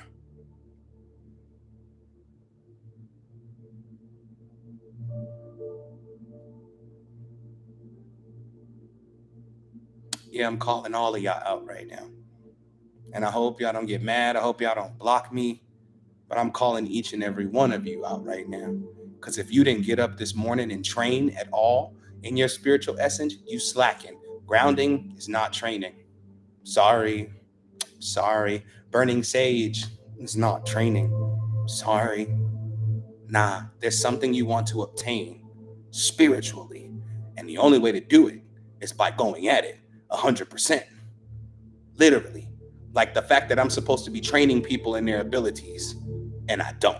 I just be sitting back like, well, if they needed help, they would find me. Survival mode does that. Where you're like, man, I've been trying so hard my whole life. So now I'm at where I'm at. I don't want to have to chase after anything. Nah. How would you know I train people in any kind of ability or any kind of ritual work or whatever you're trying to figure out for yourself if I actually never say it? Because in my survival mode, I'm tired of screaming.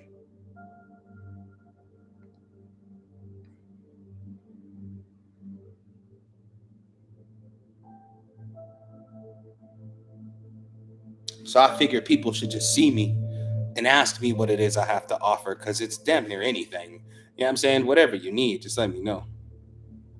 But we get so comfortable at our level. But the one thing I know about the majority of y'all watching right now is that that level of excitement in that level has run out. You're no longer excited about your channel picking up on random things. Most of y'all just wish it would stop. The reason why it's so annoying that your abilities are out of whack is because you won't let your abilities and the abilities and what they do for you, you won't allow that to grow. You really think? Do you really do you honestly think in your right mind that you've reached the maximum height of your level? Do you? Because I mean, I can only say for me, no, no.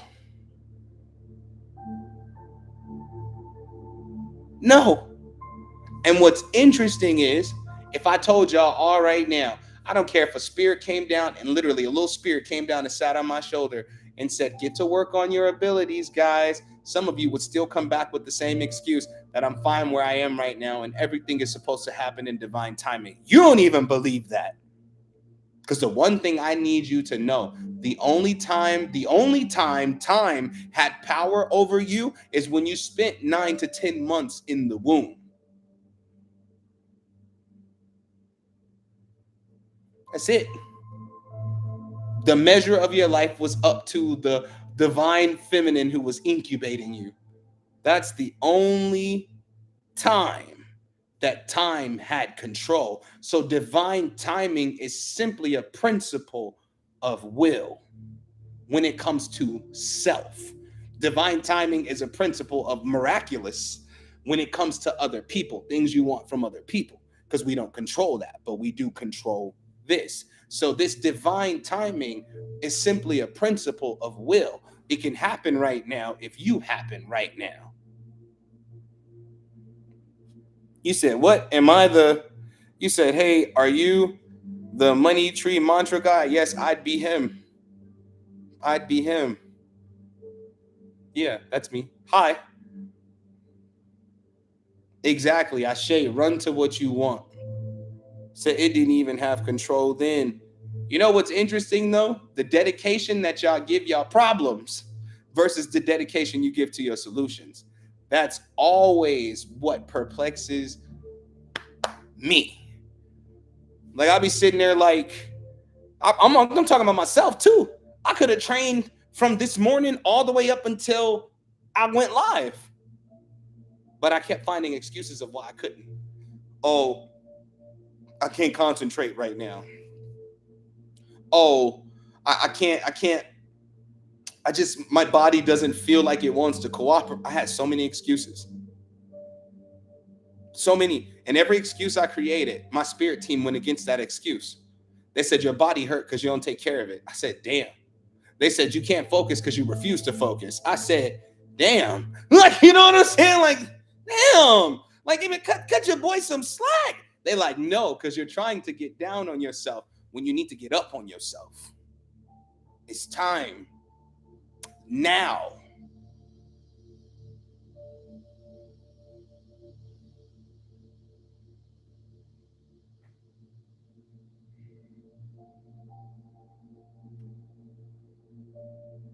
Now.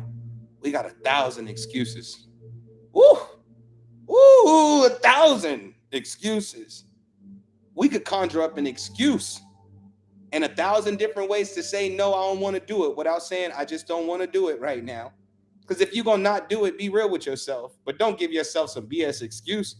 Your body hurt. Well, it wouldn't hurt if you've been doing yoga like you were supposed to do. Oh, well, my stomach is hurting. It wouldn't hurt if you stopped eating all that crap you was eating. The things that are in your control, you need to get in control of it. Mm-hmm. The things that are in your control, you need to get in control of it. Facts, you got to get sick of your own BS because it's just an excuse. It's you living in survival mode. Why should I want to be better than where I am right now when I'm fine where I am right now? So that's why I use the last of my money for Social Beast. You're going to love it in there. You're going to love it in there. Social Beast has tests too. Social Beast has tests. It's a lot coming for that group, that Telegram group. Because it's either y'all going to branch out or y'all going to stop complaining about things not happening in your life. Either you're going to grow or you can complain, but you're going to stop complaining to me. Said I've been lacking and I know I have to hold myself accountable. But don't let accountability be a dagger, okay? Look, Social Beast is my social media training group, well, the light version of it. Don't listen to me, bro. And I know it's going to sound cliche. I sound like, I told y'all, one day you're going to see me in my dignified stance, that Black Buddha stance where I'm like, blessings. But don't let accountability be a dagger. Let it be a hug. Because when you make it a dagger, you fight your own accountability because it feels like judgment. That's when it's a dagger. When it's judgmental, it's a dagger. But when it's loving, it's a coaching yourself. Okay, yes, you were supposed to go to the gym today, you didn't, but tomorrow we can try again. I'm not gonna beat myself up about this. I'm not gonna beat myself up about this. You know how long I've been waiting to go raw vegan again? I told y'all maybe 1 to 3 months tops. I'm gonna be raw vegan because it's not hard for me. And every day I've been telling myself, "You're gonna eat better today." Nope, didn't happen. And then I get mad, and then I go through this cycle where I'm like, "Well, why can't I be better?" Because my accountability feels like a dagger. It doesn't feel supportive. It feels judgmental. You got to make accountability feel supportive. Okay, you ain't do it today. There's no reason for you to cry over spilled milk. There's no reason to cry over efforts you didn't put in today. Get up tomorrow and try again. And if tomorrow don't work out, get up the next day and try again. Every little bit of effort you put towards what you desire to do or what you want to do with your life actually starts building up the energy to actually be able to get it done. But if your accountability feels like a dagger, you're going to rebel against yourself. Where it's like, I know I need to stop drinking, but ain't nobody going to tell me what to do. So I'm going to drink a little bit more. Now you're drunk again. And y'all know when y'all get drunk, I don't drink. So y'all know when y'all get drunk, y'all be in your feelings. Oh, I just need to get it together. You're not even going to remember that. What's good? What's good? You said, I've noticed that. I say, well, I'm not even going to, you're not even going to remember that. You got a cut from your accountability that you're not even going to remember. You're going to wake up the next day feeling useless and horrible because you made yourself feel like that while you were drunk. If you want to be better in life, you got to wake up every day and do better. Okay? Not best, because best changes. Better is better. Better is the best way to describe progress because it's something that you do gradually over time. But when you say best is fluid because today you could only do 10 push-ups. That was your best. But tomorrow you do 20. So your old best and your new best, you just constantly get better. Every day I get better. Every day I get better. Every day. But your accountability has to feel more like support, not like an attack. Not like I equate it to a dagger, but being stabbed in the back by yourself. You stabbed you in the back. When you said, the way you talk to yourself, giving yourself accountability.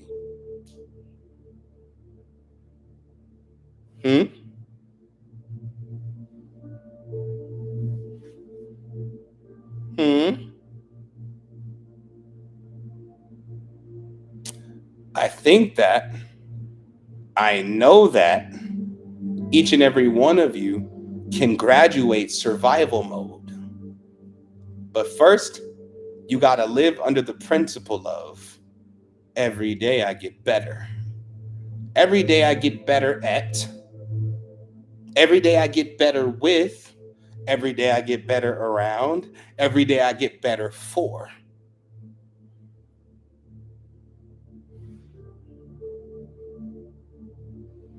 Well, welcome back.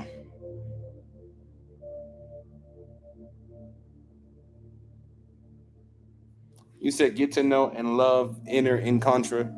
Well, today we got a survival in contra, new baby on the block. You know what I'm saying? We're gonna get there in a minute. I'm just making sure that y'all understand the fact that you can graduate survival mode. And it's money's not gonna help you do it. I promise you. Somebody could drop you $1 million right now, and you'll treat that $1 million like the version of yourself from survival mode, which means you're going to splurge, you're going to spend the things you swore up and down. If you got $1 million, you would invest in, you're going to forget. It's going to slip your mind. You're going to become that version of yourself that you were before because you refuse to be who you've become now. Sid was doing great after 52 days of ritual, but trauma came and knocked me off my game. I can't say I'll take partial blame for that, but I should have kept going. But I stopped at 52 days of ritual because I mean, damn, it was 52 days. 52 days straight. And here we are on day 15, right? Knocking a chunk out of it. Like here we are on day 15 of the summer of ritual. And this is my way of getting rid of survival mode. Because in survival mode, I just wanted the fast money, which meant I was willing to do everything to get it. Some stuff that you would never think I would do in 1,000 years. Didn't matter. All that matters was I was tired of being hungry and I was tired of losing the roof over my head. So anybody can get it. You got money, I'm gonna come take it. You understand what I'm saying? You need something, I'm gonna go get it for you, but you don't have to pay me a fee. You know what I mean? Like I'm that same way, but now with my spiritual services, because now I can do something I don't have to feel guilty about to make an income, which means I've graduated that version of survival mode. The one that's willing to put his dreams down just to not lose the stability that I thought I had. Mm-mm. Mm-mm. Mm-mm. So we're on day 15. Why do y'all think I do this? It's not just to help y'all, but it helps me too. It keeps me accountable. Because if I say, because part of the reason that I didn't put a time limit on these, like where I'm like I did when I did the 52 days, I said I was going to do 52 days. So therefore I had to stick to that. Part of the reason I didn't put a time limit on this is so you couldn't hold me accountable to a time limit. But in my head, I set one. I just didn't tell anybody because I plan on shattering that record. That's the plan.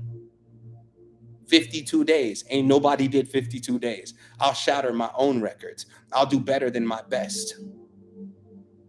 I'll do better than my best no matter what it takes out of me, simply because I'm no longer living in the space where I believe everything's going to fail. No, I believe that everything is working out as it's supposed to for my life and my elevation.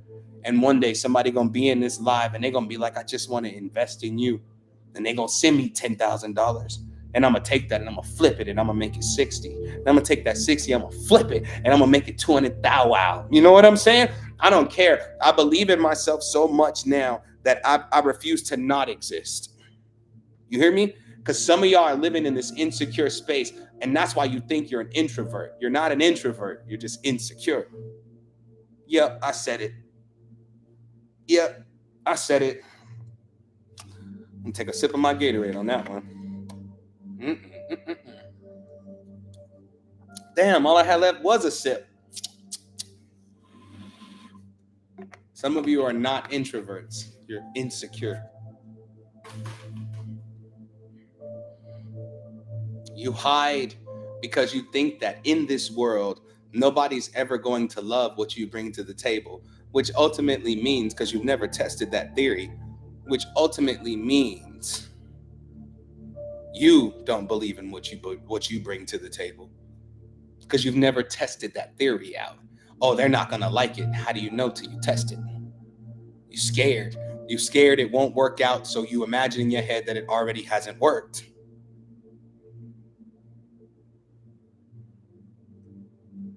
There are all of these different terms. You said, I mean, I'm not an introvert, I'm just insecure. You want more into that?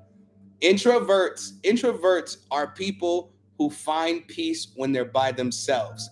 Peace, greetings, beautiful. Peace and relief are two completely different things. Insecure people find relief when they're alone because they don't know how to be themselves 100% out in the world. So yes, a lot of people are not introverts, they're just insecure. And insecurity is not always thinking somebody is better than you. Insecurity is sometimes you thinking you can't give it your best because it doesn't matter to give it your best if ain't nobody gonna like it. So yeah, a lot of y'all are not introverts. You're insecure. Your social battery runs out when you go out in public because you put on a facade when you go out in public. And for you to be able to be drained from that, excuse me, that lets you know that being anything but your true self is what's actually draining you. You got to go out in public and be somebody else in order to feel safe. So you got to leave the house a liar. just to protect the real you. Yeah, that's what's draining you. It ain't other people. Oh, their energy's just draining mine. Your paranoia is draining your energy. You think that people just sucking up your energy out in public? How can they consume something you're not even exposing to them?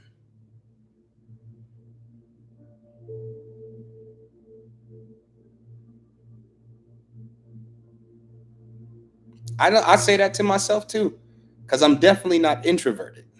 Definitely just insecure.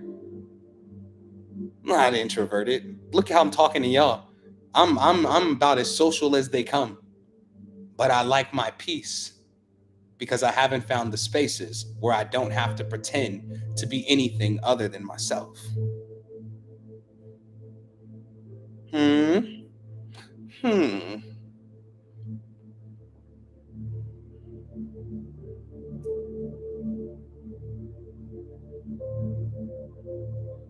The only way to go from surviving to thriving is by stepping into the body of the version of yourself that thrives. So, see, this is why I like coming to your lives. Thank you. I appreciate each and every one of you for the support. Y'all think this is easy? We're on day 15. Day one was hell. So, day 15 is an inferno. You understand? Like, mm-mm, mm-mm. So, is it survival mode when things are pointing you to leave a job, but you're trying to make it work in your head? That could be just fear. That could be just fear, but also a tiny bit of survival mode, because part of the reason you want to leave your job is because you're ready to branch out with your own business. But you feel like it's not going to be a success, so you cling to the safety of your job. But the scary part is this: most people are prepared or are preparing to not quit their jobs, but lose their jobs in the wake of their purpose calling them, because you stop having passion to be a stand-up employee, and then you eventually want to give all of that energy to your creative projects, and so you become a terrible employee just because of that.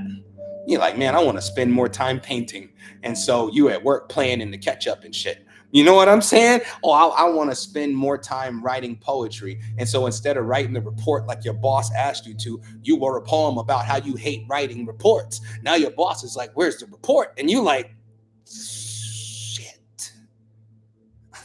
It's calling you so much that your soul is saying, take a leap. The question is, are you prepared to leap out of every part of your survival mode? And I do mean leap out of it. Get out of it. These are the questions you have to ask yourself. You're afraid of failure. You're afraid of not being able to pay your bills if you quit your job and start your business. But the truth is this: the business is going to require twice, three, four times the employee you were. Look in my eyes. Look at that. Hold on. Get that out of my eye. First of all, look at my eyes. Roll them. But no, look around my eyes. Look at it. You see this? Do you think I sleep? Do you think I sleep? If I had a regular job, yeah. I go to work 8 o'clock in the morning, come back 5 o'clock. Yeah. No. I get up first thing in the morning, see what work I have to do, get to work, make plans for the next launch, the next ritual, the next XYZ, writing in Contra, prepare to go live. Once I get off the live stream, if I have any sessions, I do that. And then after I do that, I prepare for the next day as I take it in to try to upgrade my business. Going from an employee to a boss goes from having a schedule to your whole life being the schedule. Ain't no days off. This shit requires a lot of attention. Y'all think keeping up on social media is the hard part? Oh, shit. I wish. I wish social media was the hard part. The hard part is not quitting. Going back to who you used to be, because who you used to be could care less about purpose and is just all about the bag.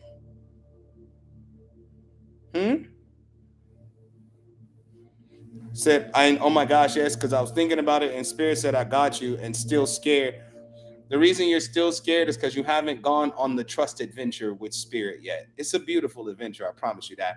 Most people ain't did the trust. Like, if you, I don't care if you're religious in here and you believe in God, if you ain't did the trust exercises with God yet, you slacking. Because saying I trust you is a powerhouse of miracles. Oh, Spirit, I'm trusting you. Said the hard part for me is motivating myself. I'm only motivated if I'm running out of money. When I have it, I'm lazy. So stop being so impressed by money. I'm very, very unimpressed by money. Very. I could have 50 bands in my bank account right now, and I'll look at it like, that ain't nothing. Because I'm sorry. There's about to be trillionaires in this world. Millionaires are going to be the new broke. So even if you got 600,000, you will be considered impoverished.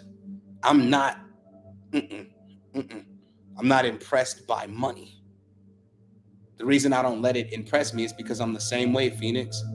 As long as I can pay my bills and as long as I can do X, Y, Z, it don't really matter how much money I got left over after that. As long as I'm stable, that's survival mode. You deserve to thrive because it's only in those random moments where you really think about what you want for yourself that you really start thinking, damn, I need to make more money. We have to get out of that mode. We got to get out of that and start thinking like, yo, man, because then it causes you to spend money that you don't even have. And look, as soon as I said that, that's when I came back and read your comment, Phoenix. You're spending money you don't even have. You know them bills is due. But you're so tired of the fact that the bills is due and you don't do nothing special for yourself that you say F them bills. And that's when you try to test Spirit. And Spirit's like, well, damn, that's a little irresponsible. I literally try to just put money away. Like today, I went to the ATM because it was all that was sitting in my PayPal account. I went to the ATM, pulled $40 out. I'm like, I need to put this over there. Like, I just need to put it over there and just let it sit. Because making money and being consistent with making money are two completely different things. So I put some money up. It ain't a lot of money, but that's $40 that I got over there, just in case I'm feeling like I got the itch to spend some money. Because that's what be happening. You had an itch. Like you can make money or your bills is good, your money good, and you be like, I just want to spend some. Nah, man, put that into something that's gonna make your money multiply twice. Make it multiply twice. Facts, T. It takes discipline. And I'm getting back to my discipline because I had to be reminded that I was slipping into that old me. Said the itch comes on paydays. Well, set your budget up for paydays. But only purchase things that make you feel worthy enough to possess more abundance. Because it doesn't make sense for you to go crazy buying tarot decks on payday, right? If you never use the tarot decks. What you do that for? It's because you just like spending money. Bad spending habits come from survival mode too. That's how you came up the way you came up. It was never that your parents didn't have the opportunity to be better. They just had horrible spending habits. Like horrible. And it was partially your fault too, because you said you wanted a bike for Christmas that you only rode 6 times. And I was in the same day. Sat in the garage and collected cobwebs. Started collecting things just like your parents that you'll never use. And you took that into your adult years, and now that's what you do with your money. So I also need to learn to budget. Holler at T. T is the budget queen.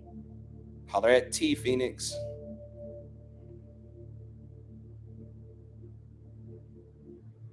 Said I'm saving $5 a fortnight for a session with you. First of all, Michelle, what the hell is a fortnight? What is a fortnight? I don't understand the language. You got to help me out with that. That was different. But now, as soon as you tell me what it is, I'm going to start using it. A fortnight. You got to let me have it. 2 weeks? Every 2 weeks. No, not the game. 2 weeks, a fortnight. A fortnight? I've never. That's so dope. That's so dope. That's so dope. So I've never known what that meant because I never looked it up because it just wasn't. That's not American. You get what I'm saying? That's not our language. So it's not something that I felt like I needed to learn, but now I'm going to start using it. A fortnight. Mm-hmm. Mm-hmm. say it's an English saying. Which English? Not this one. Not this one that I'm speaking. Like it's not this one. Like not this English. Greetings, beautiful. How you been? Where you been? I'm gonna just start yelling at people. I'm gonna start cussing people out. I'm gonna start telling them their chins are ugly. I don't know what I'm gonna do. I'm just start cussing people out. Like, where you been? But a fortnight. And since you just taught me that, since you just taught me, because nobody teaches me, I'm not coachable, okay? But since you just taught me that, I'll give you $10 off your session. So just knock 10 off. You know what I'm saying? Knock 10 off your session. Knock. So it was 65, now it's 55. Knock 10 off.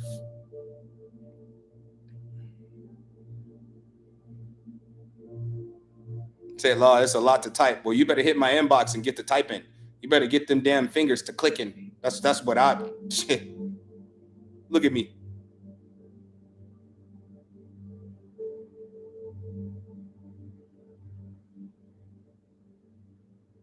All right now. All right. A fortnight. And don't let it be a fortnight before you send that damn text either. 2 weeks. That's crazy. Why did you just say 2 weeks? I like it. I like it. I like it a lot. I like it. I like it a lot. I like it a lot. I like it. It's in the arsenal now. I'm never gonna forget that. That's why I repeated it so many times. A fortnight.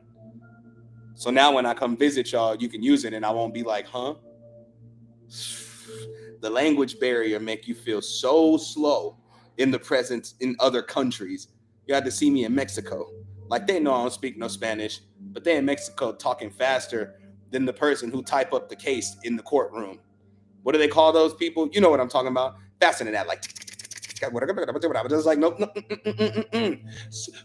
You know how you can't speak it, so you do the body slow. Like yeah, you just slow down. I mean, you go and slow down. I'm still not going to understand what you're saying, but maybe if you slow down, you put some body language in it, and I'll know what you're talking about. Because body language is universal. If you hate me, I'm gonna understand. I'm gonna understand because your shoulders is back, your eyes is low, you squinting at me, and you talking aggressive, you gritting your teeth. I'm gonna sleep you right there. Like, I don't know what's wrong with him, but I'm afraid for my life. I'm afraid for my life, eh? So I'm about to sleep him right here, right now.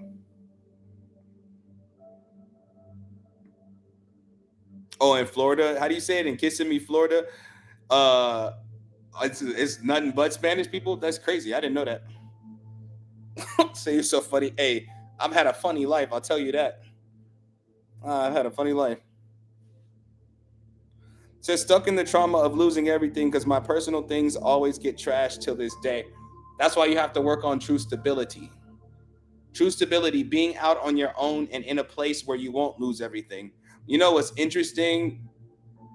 Some of y'all are meant to live a different life, but you're afraid to step into that life. And so you got to suffer the life that you're settling for. You know what I mean? And I'll give you a nice example because I talk to y'all about getting land all the time because it's my dream. It's my dream. It's my goal. It's one of those things that's at the top of the list. Okay. Talk about it all the time, but it's an absolute torture not having it. But if I had the land, I would have been on it. That's the difference between you and I. Most of you think you want to live off the grid. The saddest part is your family got land and you still won't go live off the grid. Up, up, up, up, up, up, up, up, up. Up, up, up, up, up, up, up, up, up. Good excuse. Good excuse. Good excuse. It was a good one. It was a good one, but it ain't really working. It ain't hitting where it was supposed to hit. Because you're still focused on being where you are and how it took you so much. It took you so much work to get to where you are right now that you're afraid to put in more work, or I don't have the energy for it. How do you know? You got the energy for things that excite you. The things that you desire should excite you, because if they don't excite you, why do you desire them? You want to go into more trials. You want to go into more things where the effort is full, but the results are mid. You understand? Like you you're gonna have to switch some things up in your reality in order to live the life that you want to live. But survival mode will have you thinking that it's going to be too hard to do that, versus where you're staying now, where you're having it too hard to even love where you are right now in your life. You don't even love it. You don't even love where you are. So why don't you get to the place where you love where you are? And on top of that, love who you are. You have to be authentic in your approach to everything. Everything. Be authentic in your approach to it. And you'll find yourself having way more peace than you ever thought you would have in your life. If you're afraid, say that, but then do it scared. If you worry, say that, but then do it worried. If you feel like it's going to fall apart, say that, but do it whether it falls apart or not. Because until you test your own theories, you'll never see that your power is the truth. Your will is the truth. You'll never see it. What you scared of? Do it scared. You talking to me and you just got in here too. I love you regardless. I love you regardless. Today is day 15 of the Summer of Ritual, and today is surviving survival mode, or the survival mode cleanse. But we're talking about survival mode altogether. Actually, we're almost done because we're about to get into the second half where the Encontra plays. Because I have a survival Encontra. But seriously, I believe that y'all deserve the greatest life ever. But how do I say this? I Shakespeare. I like the way you say that. I believe you all deserve the greatest life ever. But I believe your greatest life deserves some greatness from you. I know where you want to be. Said my therapist just got on me a few hours ago about me still living in survival mode. Such is life. I wish I could take therapy payments. I don't look. I basically do it anyway. But the life that you desire, it needs some effort from you. It's not that it's not there. It's not that it's impossible. It's not that it's not for you. It's just you're not living in that world. You're living in the world you're having a hard time letting go of. You're living in this space where you feel like everything that you have right now is all you're ever going to need and desire and want. But that it ain't even good enough for you right now. Remember, I told you about gratitude, how saying thank you for the same thing 1,000 times over don't empower your gratitude at all, because the first thank you was authentic. The next 1,999 thank yous were pressure filled. Oh well, I better say thank you before I lose this. Survival mode.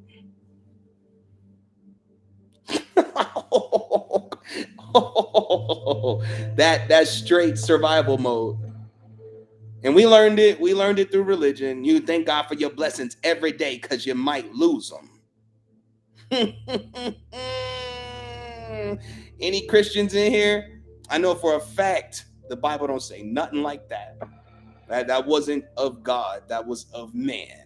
If you don't say thank you every day, you're going to lose it. But every day you say thank you, you lying, because the gratitude is running out for where you are, because you know where you are is not your final destination and you deserve better. So why do you keep saying thank you for something you don't want? Some false ass gratitude you playing with right there. But it's survival mode that does that to you. I'm not saying your survival mode ways are all because of you, but it's on you now to push through it. I ain't saying it's all your fault, but that weight is on you now to push through it. Straight up, and straight up, and down. Straight up. Said this must be why I struggle with gratitude for the small stuff, because you know you deserve better than the small stuff. And don't ever if any spirit talks to you in your head and say, well, we're not going to give you more until you're grateful for what you have, tell that spirit, don't talk to me no more. Don't say nothing else to me. My ability to thrive and live in this world is hinged upon how many times I tell you thank you. What kind of game are you playing with my consciousness? Because if that's the case, I should have been wealthy right now. That means you're being held. Something is holding you. It's time to put the tips on it. You understand?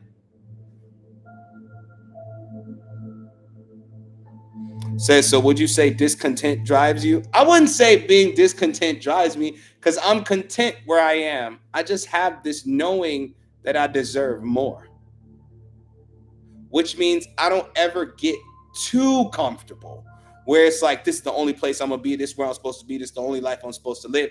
I don't ever get to that space because as soon as you get there, I'm telling you, it will destroy you knowing that your blessings are getting ready to walk through your front door. But when they arrive, it's the wrong address. You understand? If everything you ever desired was a Rubik's cube, I just got to give this example, okay? If everything you desire was a Rubik's cube, but the Rubik's cube was bigger than a 10 story or than a 10 bedroom house, right? When it knocks on your door, you open your door. Oh, my Rubik's cube is here. I know it sounds stupid, but stay with me. My Rubik's cube is here. It can't come through the door.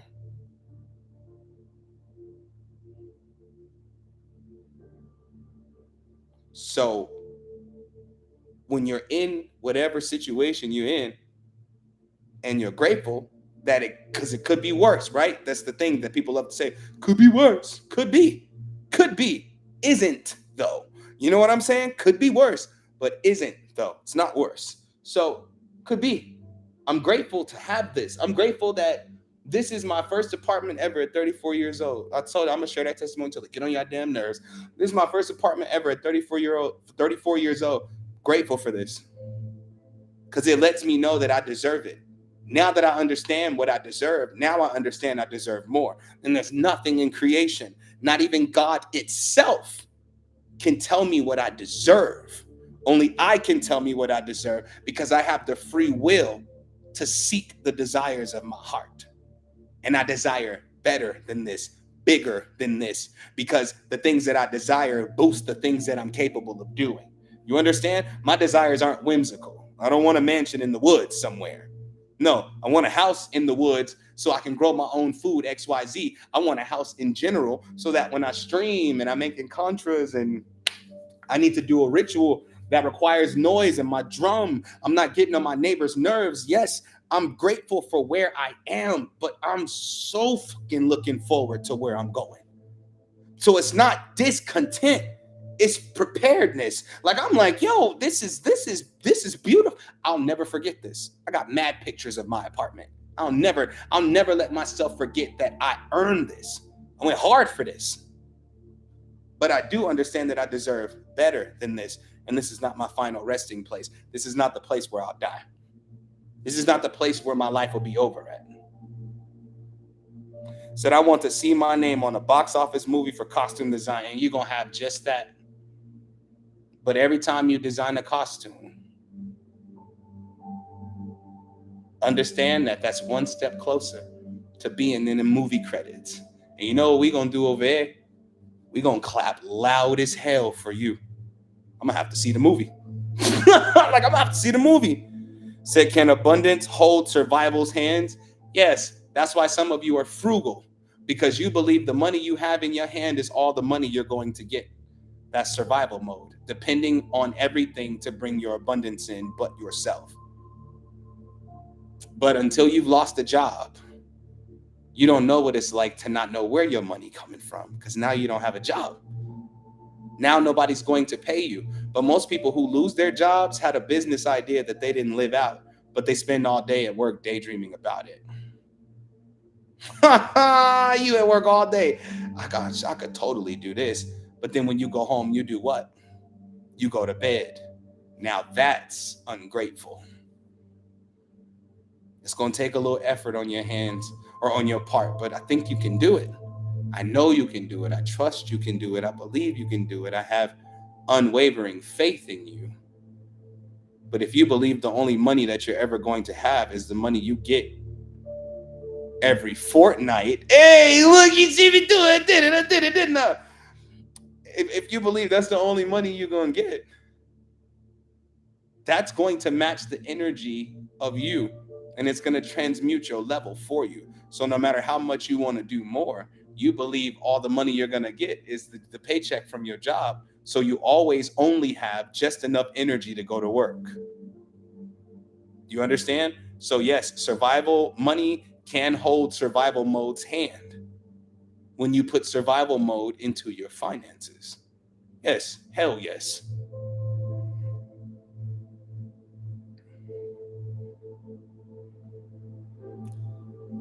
Said I bought my house to eventually what? To eventually, why is my bandanas like this today? They're different today, and I don't care.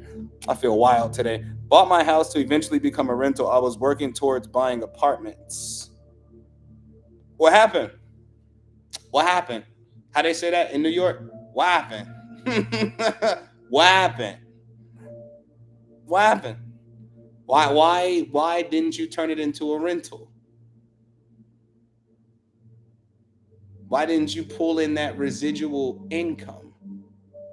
I want to know the story before we move on to part two of this. I'm ready to move on, but that comment kind of got me right there. Said I got hurt. LOL. I'm still living here. Man, if you don't go find you an apartment or a house somewhere, get some people come clean out the crib, rent that thing out, and get your residuals, you can recover in a new space. You can recover in a new space, but it's also a blessing that you own that home because you can literally do anything in that home for money. You may be injured and can't move around a lot, but that don't mean you can't let nobody hold their birthday party at your crib for $600 next month. Do you get what I'm saying? If I owned a house, my house would be such a cash grab. I'm telling you. I'm telling you. How many bedrooms I got? Event space. Event. I wouldn't let nobody live with me, but I would definitely hold some event spaces. Like, but I would also have a streaming studio set up. Like I would have the rooms. All rooms would be different themed, but they would also enhance my abundance. So I have 6 kids, and nothing is impossible. I need you to start thinking on the unlimited possibilities, and you'll be just fine. But the fact that you own your house is still progress nonetheless. That's actually quite beautiful that you own that house. You know what I mean? People don't own their crib. Look at me. I'm people who don't own their crib. You understand?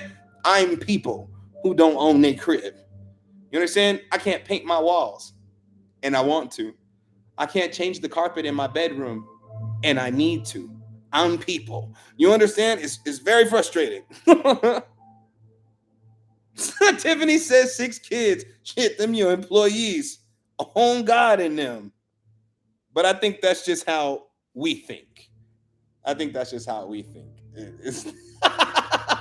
That's just how we think, you know? Said wallpaper. I'm not doing none of these people's apartment, bro. So I call maintenance one day because maintenance, I don't know what it is. Maintenance, maybe they got a crush on one of the beautiful ladies in the office, and they are gorgeous, every last one of them. But maintenance be over here snitching, and I don't need them to come in here and fix something one day. He got wallpaper up. It's in the contract. Can't do nothing to this apartment. Nothing. Nothing that wasn't accidental. But I am gonna have them come change my carpet though, because that's where my streaming setup gonna be in my bedroom. Said probably calling it a crib plays into it energetically.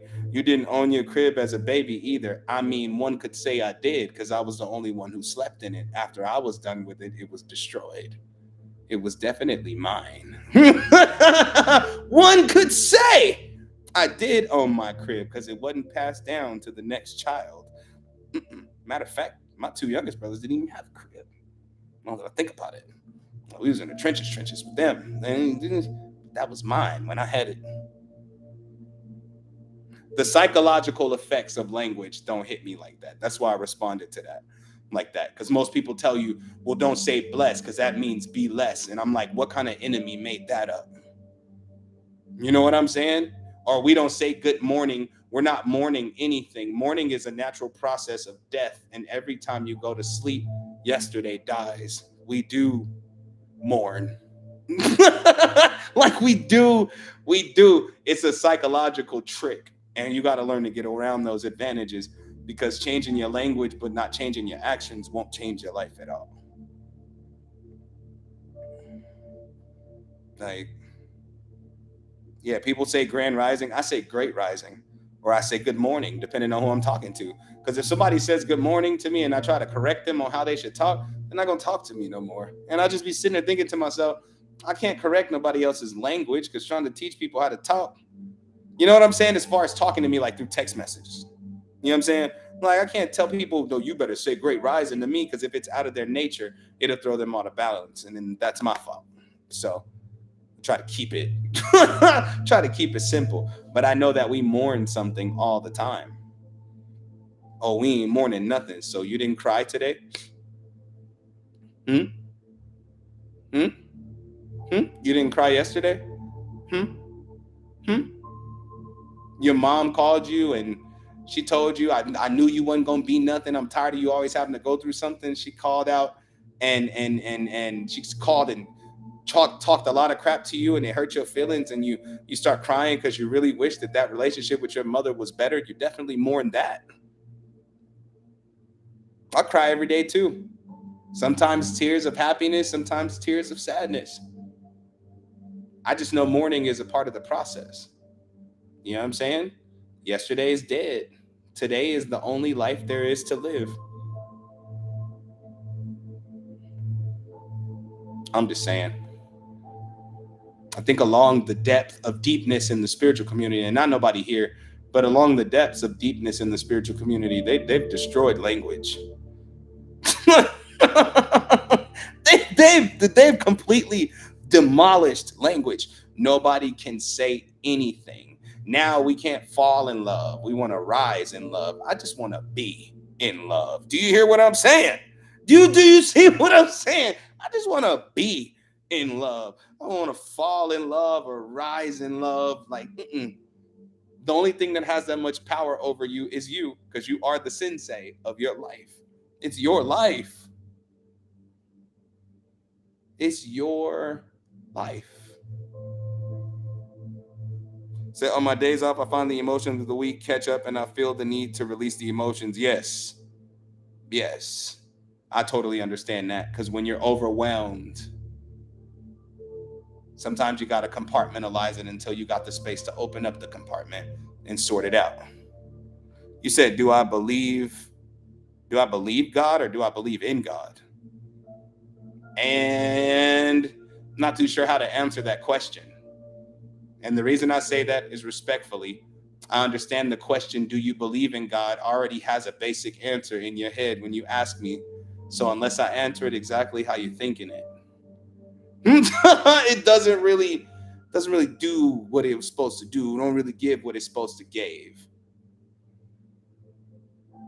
You said, in or are you God? I believe I'm a God king, because God is a term of a level that you sit on, because that God is not a name. You know what I'm saying? You know what I'm saying? But I'm a God king. It's a position. You go from being a creation to being a creator, to a creator creating creations, to a creator creating creations that create other creators. And we all do that. You say you boggled my brain a bit just then. I know, because, and I'm not going bad at this person that asked that question, because I'm glad, because I never get to actually like explain this to people. But like, I don't believe in God in the religious sense. I don't believe in God in a religious sense, because God is too vast and unlimited. And as soon as we describe God, we limit what God can perform in our lives. That energy. I call God the supreme architect, the master builder. So in light of the term God, yes, I believe in God. Of course, I believe in the supreme architect, because I couldn't even tell you how an atom is formed. But that doesn't mean I feel less than that either, because my goal is to obtain my ultimate self. My ultimate self would be just like my creator. That's my ultimate me.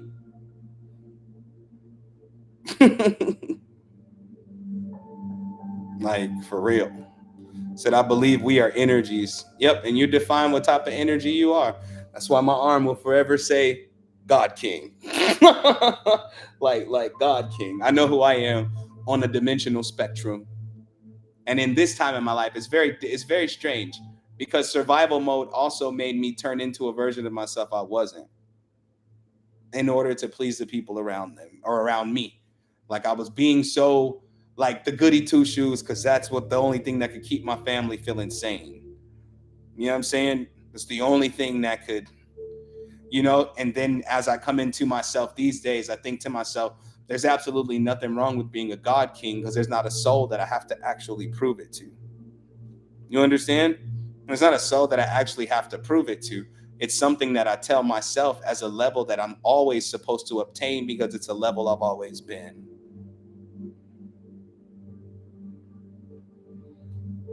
I think a lot of people get into the battle of religion, like the God of religion versus the God of the woke folks.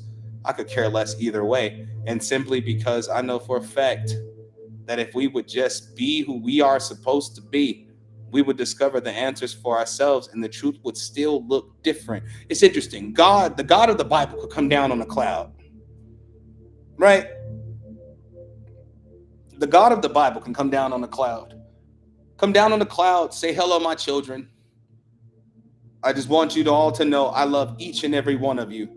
And literally, God could reach out, touch the forehead of every human in creation, everything in creation. And within 2 weeks, we'll be arguing about who got the biggest touch. Well, God touched me for 3 seconds on my head. Oh, shit, I must be special. I must be something special. God touched my head for 10 seconds. Oh, well, we must not. You must not have been touched by the same God. Hands off. I can't describe God to you. I can only describe what God has done in the projection of unlimitedness, the unlimitedness of life.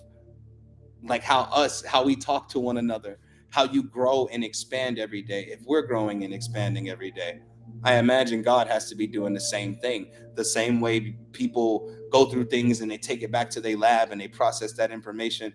I imagine God has to do the same thing.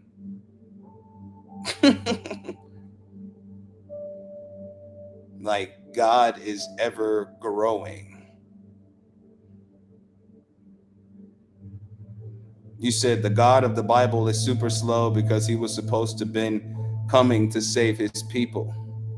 If you really look at the dimensional spectrum, how you know it ain't already happened?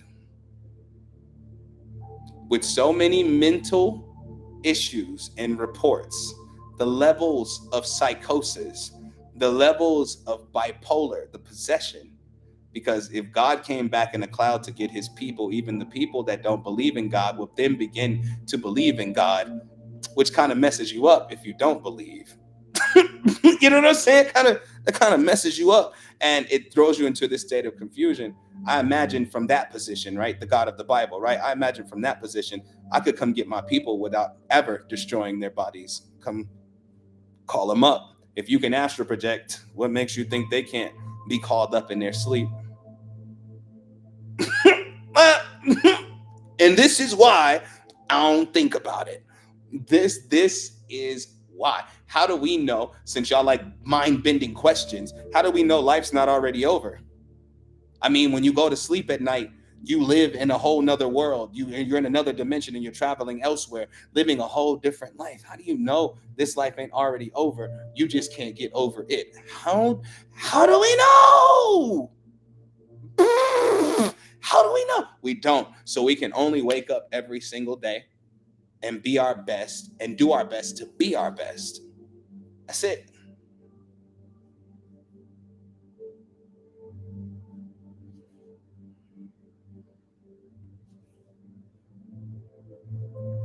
Greetings, greetings.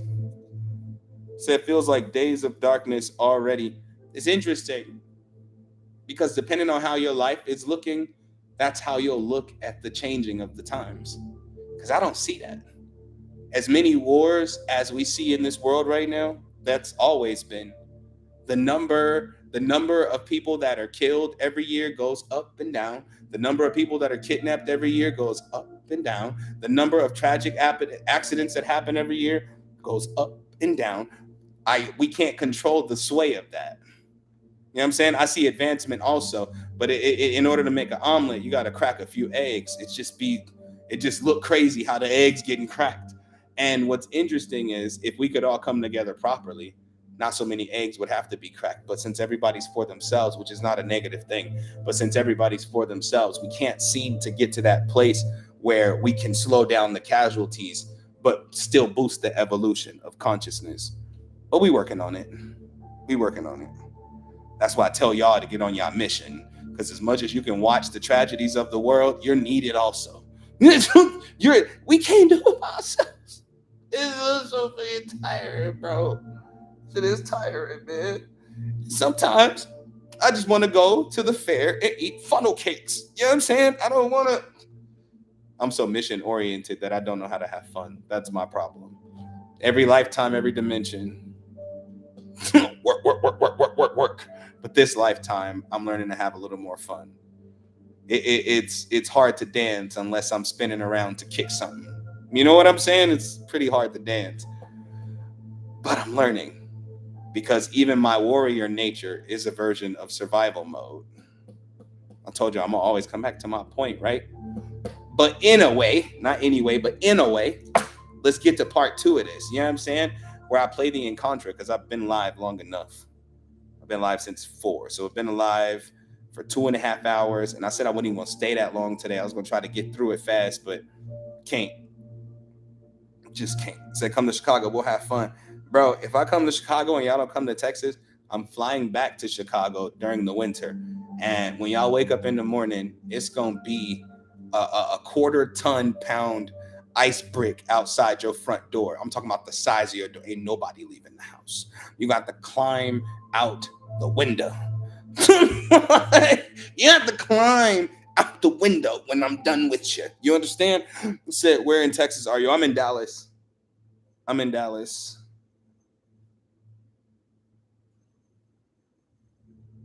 Said done that before. How did I know you was gonna say that? I didn't think that one through, cause I forget Miguel and Jazz ain't old either. So it's climbing out the window. Probably ain't nothing. Climbing out the window probably ain't nothing.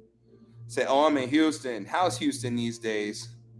I've only been to Houston once, and I loved it. Not even gonna lie, I loved it. The amount of spiritual people out there is crazy. In Dallas, all the spiritualists are hiding. I think that's why I came here, because I'm loud and don't give a damn. I don't care. I'm like, bro, we gotta stand up. We gotta fight the powers. Like, chill out. I shall not. I shan't. I shan't. I've only climbed out a window a couple times, and since I'm a bigger guy, it don't ever really work out in my favor. I always fall, and it's embarrassing because nobody should have seen you hop out the window, but because you fell in the bush, everybody heard the bush go. See, when smaller people fall in the bush, they hit the bush and it stopped moving. Big people got to make sure well, I don't know why big people are so considerate of everything except themselves. Big person fall in the bush, they get out the bush and start sorting through the bush like the bush said, oh, you broke my limbs. Oh, help me, you broke my limbs. We try to fix the tree up again. I done fell into bushes. This is very annoying. It's very annoying, but great stories nonetheless. Okay, so we're about to get to part 2. And all I need y'all to do on part 2 of this is just meditate while I play the Encontra, of course. Of course, the Encontra is on sale. And like T just pinned right there, now is the time to send over your donations. Cash App pinned on the screen. Thank y'all for those that will donate. Thank y'all to those that are supporting this. These are donation-based rituals / lectures. And if you find value in it, I hope you find value in blessing the Cash App of the damn teacher. The teacher, because I'm not stopping. I'm not giving up. I'm not quitting. I got to keep going. And it's not a set donation amount. It's whatever you can afford or whatever it's worth to you. And don't forget that this Encontra is on sale. And if you quote me a good price in the comments for this Encontra I'm about to play, then I might just let you buy it. But I'm not going to see when you quote the price. So you're just going to have to quote me something nice. And then once you send over your payment to my Cash App, you're going to click that email in my bio. And you're going to email me. And I'm going to email you the Encontra. Okay? Simple. Very, very simple. Don't forget that my coaching sessions / intuitive conversations are on sale right now for $65 for the hour. Thank you, Rosie. You can still get your Encontra, your full Encontra for $85. You can still get your birth chart in Contra for $55 and your womb in Contra for $55. All of these wonderful, wonderful services. I do ritual work, but those prices vary. So you have to message me for that to understand so I can understand your budget. I'm back to coaching as far as teaching you about magic. So you got to hit me up for that price. And you got to let me know your budget on that because those prices vary also depending on what your budget is. I'm trying to be workable so I can work with everybody, but that's about the best I can do right now. But yeah, but definitely, let's get to part two. Let's get to part two. By the way, the music I was listening to was apparently Archangel Michael music, but it didn't really sound like it. What you mean, man? Ain't nobody paying that. YouTube Premium going from $14 to $18. They slick. I'm about to start watching advertisements. I'm not paying y'all $18. YouTube can't even get the algorithm right. Yep, you see me. I'm chewing out my phone right now. All right, here we go. And I'm going to get up and stretch my legs. So I love you 360. I ended up going to the event and gave my business card to 3 to 4 people. That's what's up. That's what's up. That's what I'm telling y'all going to work or y'all going to start getting cussed out by me in the most loving way. But yeah, I'm finna play the Encontre right now because we're way beyond time because the sun done already smacked me in the face through the window. That lets me know. I don't be looking at the clock as much as I look at the sun. Like I just be like, okay, it's coming down. It's going down. So I'm gonna play the Encontre. I just need y'all to meditate on it. If you're going to send over your donations for today, send it over for today. Kia, I was waiting on you to send your payment so I can start scripting your practice. I was waiting on a few people to send their payments. Everybody was like, King, you didn't send me what you said. I know, because y'all didn't send me my payments yet. Like I don't know. Because if I forget and you forget, then we both forgot. And I'm going to forget. So it's like, ugh. But yeah, almost ready for you, Key. I think I have a session to do when I get off this live, but I think I can push it to tomorrow because I didn't text him this morning. We didn't actually fully schedule it yet. But I said I would talk to him today, but maybe tomorrow because I've been yawning today too. Want to give it the best around. Nothing's ever gonna keep me down. You're the best around. Nothing, nobody. Okay, it's cool. Man, I gotta get y'all music up. Y'all gotta get y'all music up for real. Get your music up. Because if I start singing the song and y'all don't join in with me, we got a problem. We're gonna have a problem. I bust out in song at random. But here we go. Hold on. Make sure my volume is decent.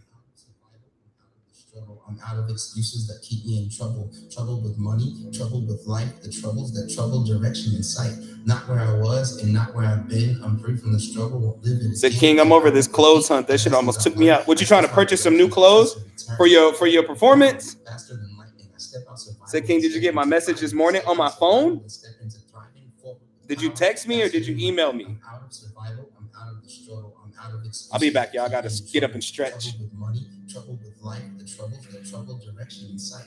Not where I was and not where I. And I'll check your comment when I come back. Live it again, and I won't repeat the lessons I've learned. I trust my directions. I trust the return. Forward with power, faster than lightning. I step out survival and step into thriving. I step out survival and step into thriving. Forward with power, faster than lightning. I'm out of survival. I'm out of the struggle. I'm out of excuses that keep me in trouble. Trouble with money, trouble with life, the troubles that trouble direction and sight. Not where I was and not where I've been. I'm free from the struggle and live it again, and I won't repeat the lessons I've learned. I trust my directions. I trust the return. Forward with power, faster than lightning. I step out survival and step into thriving. I step out survival and step into thriving. Forward with power, faster than lightning. I'm out of survival. I'm out of the struggle. I'm out of excuses that keep me in trouble. Trouble with money, trouble with life, the troubles that trouble direction and sight. Not where I was and not where I've been. I'm free from the struggle, won't live it again, and I won't repeat the lessons I've learned. I trust my directions. I trust the return. Forward with power, faster than lightning. I step out survival and step into thriving. I step out survival and step into thriving. Forward with power, faster than lightning.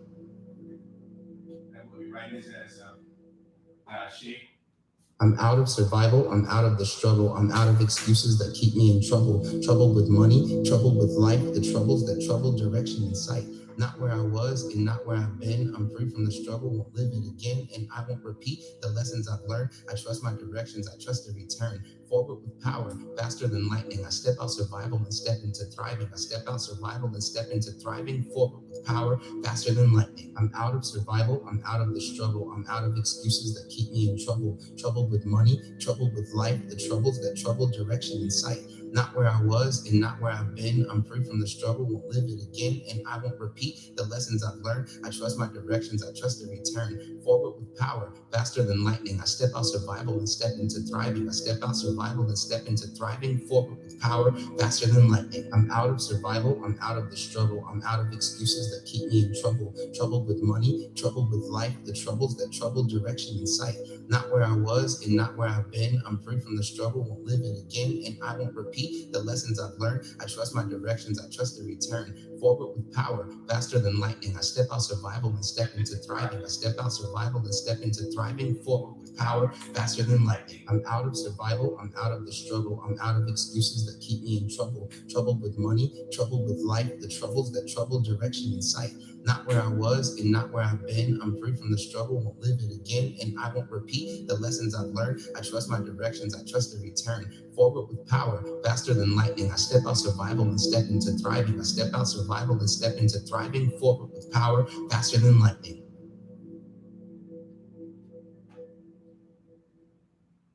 I'm out of survival. I'm out of the struggle. I'm out of excuses that keep me in trouble. Trouble with money, trouble with life, the troubles that trouble direction and sight. Not where I was and not where I've been. I'm free from the struggle, won't live it again, and I won't repeat the lessons I've learned. I trust my directions, I trust the return. Forward with power, faster than lightning. I step out survival and step into thriving. I step out survival and step into thriving. Forward with power, faster than lightning. I'm out of survival. I'm out of the struggle. I'm out of excuses that keep me in trouble. Trouble with money, trouble with life, the troubles that trouble direction and sight.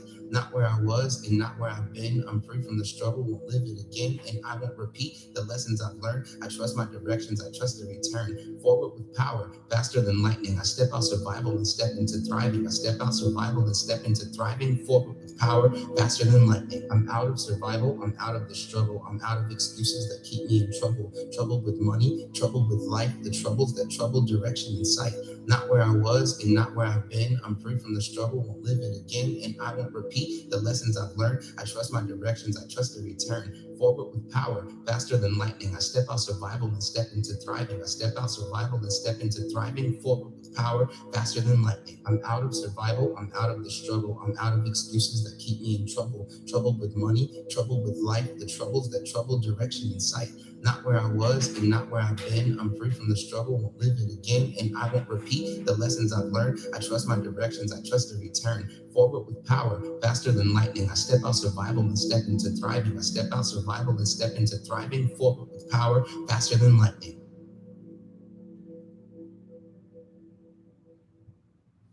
I'm out of survival. I'm out of the struggle. I'm out of excuses that keep me in trouble. Trouble with money, trouble with life, the troubles that trouble direction and sight.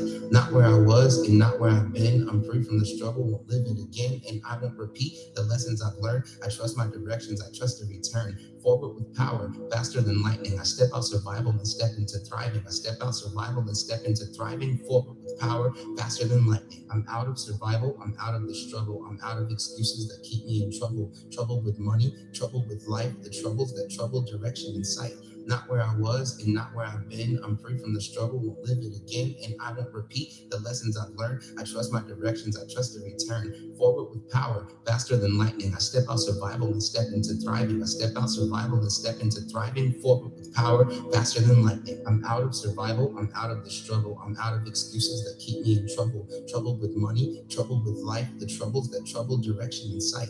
Not where I was and not where I've been. I'm free from the struggle, won't live it again, and I won't repeat repeat the lessons I've learned. I trust my directions. I trust the return. Forward with power, faster than lightning. I step out survival and step into thriving. I step out survival and step into thriving. Forward with power, faster than lightning. I'm out of survival. I'm out of the struggle. I'm out of excuses that keep me in trouble. Trouble with money, trouble with life, the troubles that trouble direction and sight. Not where I was and not where I've been. I'm free from the struggle. Won't live it again, and I won't repeat the lessons I've learned. I trust my directions. I trust the return. Forward with power, faster than lightning. I step out survival and step into thriving. I step out survival and step into thriving. Forward with power, faster than lightning. Oh no, I didn't check the email yet, but I'll check it. I'm out of survival. I'm out of the struggle. I'm out of excuses that keep me in trouble. Trouble with money, trouble with life, the troubles that trouble direction and sight. Not where I was and not where I've been. I'm free from the struggle, won't live it again, and I won't repeat the lessons I've learned. I trust my directions. I trust the return. Forward with power, faster than lightning. I step out survival and step into thriving. I step out survival and step into thriving. Forward with power, faster than lightning. I'm out of survival. I'm out of the struggle. I'm out of excuses that keep me in trouble. Trouble with money, trouble with life, the troubles that trouble direction and sight.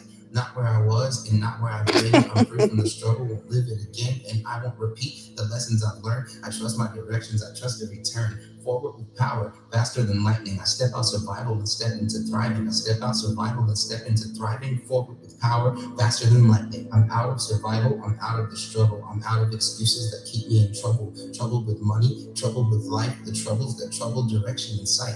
Not where I was and not where I've been. I'm free from the struggle. Won't live Jazz, it get ready again, to and I showcase won't them repeat the lessons skills. I've learned. I trust my directions. I trust the return. Forward with power, faster than lightning. I step out survival and step into thriving. I step out survival and step into thriving. Forward with power, faster than lightning. Greetings. I'm out of survival. I'm out of the struggle. I'm out of excuses that keep me in trouble. Trouble with money, trouble with life. Yeah, the you troubles super that late. trouble We're literally direction and almost sight. done. Not where I was and not where I've been. I'm free from the struggle. Won't live it again, and I won't repeat the lessons I've learned. I trust my directions. I trust the return. Forward with power, faster than lightning. I step out survival and step into thriving. I step out survival and step into thriving. Forward with power, faster than lightning. One more time, one more time. I'm out of survival. I'm out of the struggle. I'm out of excuses that keep me in trouble. Trouble with money, trouble with life, the troubles that trouble direction and sight. Not where I was and not where I've been. I'm free from the struggle, won't live it again, and I won't repeat the lessons I've learned. I trust my directions. I trust the return. Forward with power, faster than lightning. I step out survival and step into thriving. I step out survival and step into thriving. Forward with power, faster than lightning. I'm out of survival. I'm out of the struggle. I'm out of excuses that keep me in trouble. Trouble with money, trouble with life, the troubles that trouble direction and sight. Not where I was and not where I've been. I'm free from the struggle, won't live it again, and I won't repeat the lessons I've learned. I trust my directions. I trust the return. Forward with power, faster than lightning. I step out survival and step into thriving. I step out survival and step into thriving. Forward with power, faster than lightning. I'm out of survival. I'm out of the struggle. I'm out of excuses that keep me in trouble. Trouble with money, trouble with life, the troubles that I'm trying to trouble put my direction phone on and the sight. charger. Not where I was and not where I've been. I'm free from the struggle, won't live it again, and I won't repeat the lessons I've learned. I trust my directions. I trust the return. Forward with power, faster than lightning. I step out survival and step into thriving. I step out survival and step into thriving. Forward with power, faster than lightning. I'm out of survival. I'm out of the struggle. I'm out of excuses that keep me in trouble. Trouble with money, trouble with life, the troubles that trouble direction and sight. Not where I was and not where I've been. I'm free from the struggle, won't live it again, and I won't repeat the lessons I've learned. I trust my directions. I trust the return. Forward with power, faster than lightning. I step out survival and step into thriving. I step out survival and step into thriving. Forward with power, faster than lightning. Ashe. Ashe. Asheo. Yeah. I love that encounter. I love that encounter.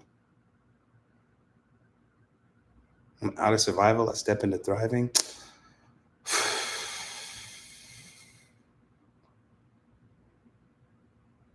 That's that's what it is.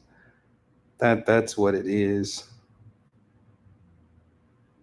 Mm, mm, mm, mm. That's literally my reaction to it. Mm, mm, mm, mm.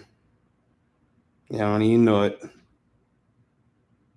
Yanni, you know it. You said, can I play it one more time? Hell no. What you think this is? I'm joking. I'm kidding. I'm kidding. I'm kidding. I'm out of survival. I'm out of the struggle. I'm out of excuses that keep me in trouble. Trouble with money, trouble with life, the troubles that trouble direction and sight. Not where I was and not where I've been. I'm free from the struggle, won't live it again, and I won't repeat the lessons I've learned. I trust my directions, I trust the return. Forward with power, faster than lightning. I step out survival and step into thriving. I step out survival and step into thriving. Forward with power, faster than lightning. I'm out of survival. I'm out of the struggle. I'm out of excuses that keep me in trouble. Trouble with money, trouble with life, the troubles that trouble direction and sight. Not where I was and not where I've been. I'm free from the struggle, won't live it again, and I won't repeat the lessons I've learned. I trust my directions, I trust the return. Forward with power, faster than lightning. I step out survival and step into thriving. I step out survival and step into thriving. Forward I with got you, power, kid. faster than lightning. I'm out of survival. Say I share, I feel a sense of relaxation, even heavy eyed after the encounter.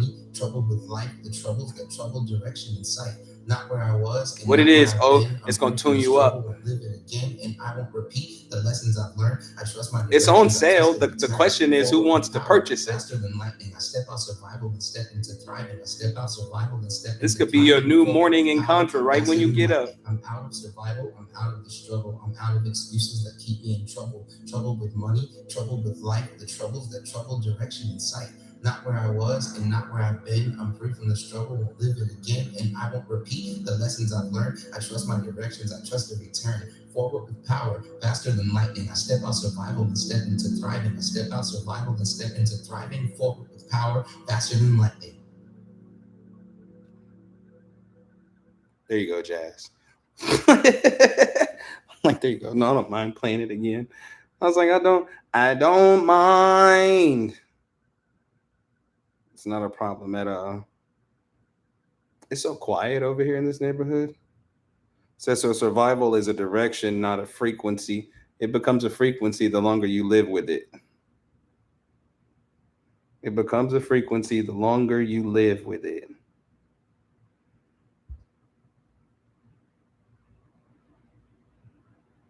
What am I looking for?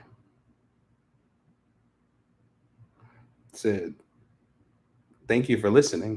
It said, binge watching Ragnarok. Oh, yeah. Oh, yeah. Record of Ragnarok. Oh, my God. Oh my God.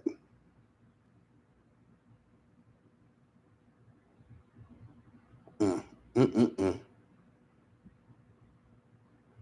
Wonder if this beat is already playing.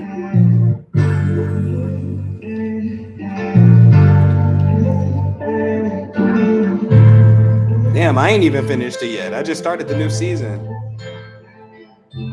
That's good. Burping is good. Said I listen to my mini and contra all the time, especially in the Rising. Wait till you get a full one from me.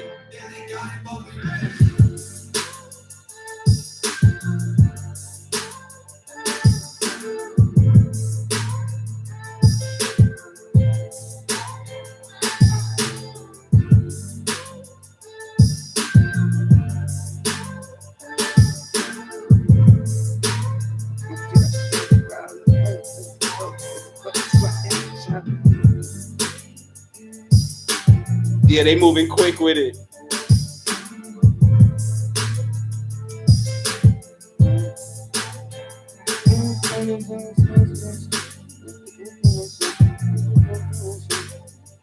Good night, beautiful. Hey, what I say?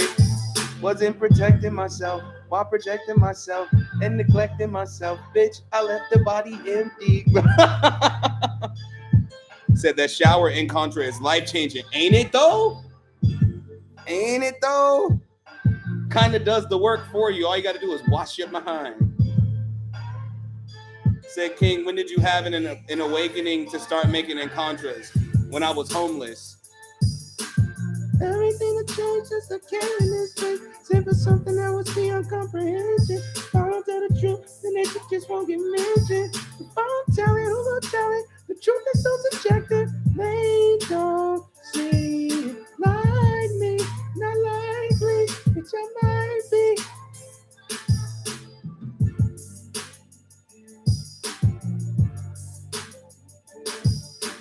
Said, I know you said you wasn't responding if it ain't about money, but what if we want to price something? You can. That's about money. Oh, wait a minute. That's about money. Yeah, you can message me for that. Hell, price it up. Price it up.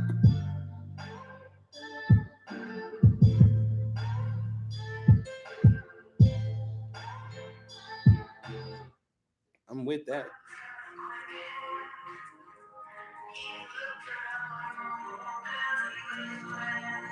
I don't mind y'all asking questions about my services and pricing and all that kind of stuff. Remember, I told you I can work with your budget. You just gotta let me know what you're working with.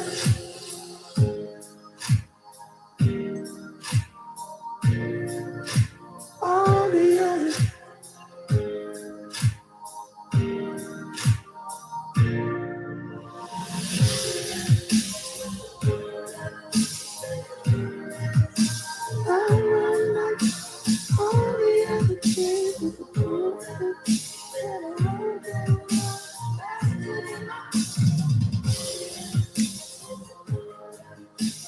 You know we gotta unwind. Don't act like we don't do this every time. I'm watching the clock though. Just a certain time I won't make noise.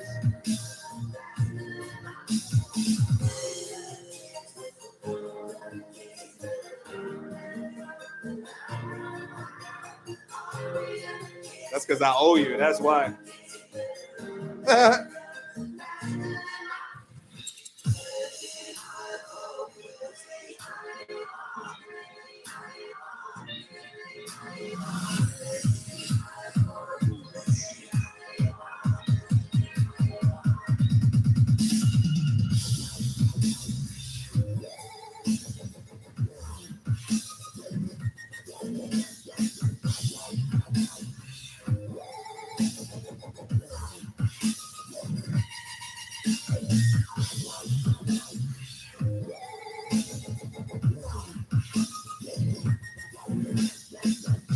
Y'all know what I meant. You know what I meant.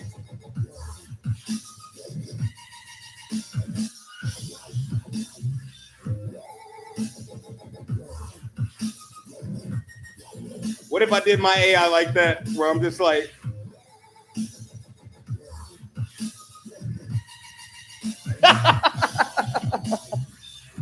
said, may I have it for 9? Yep, you already know you can.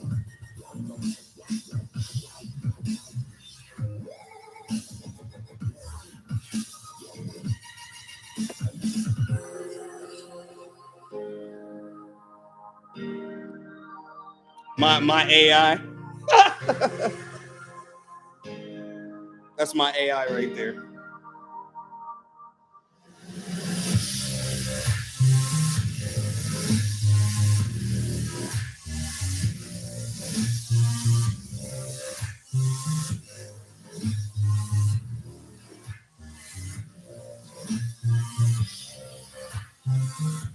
To the side.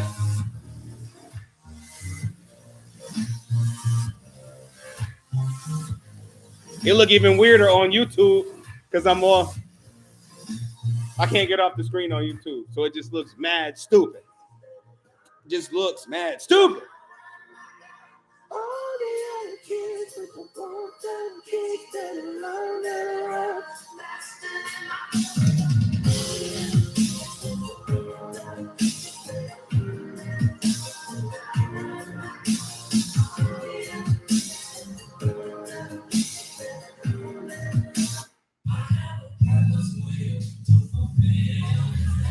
So, are you old enough to remember Max Headroom? I don't remember it.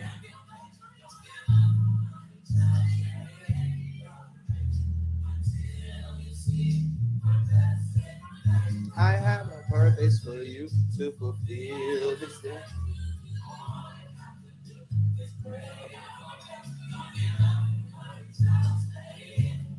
Until you see.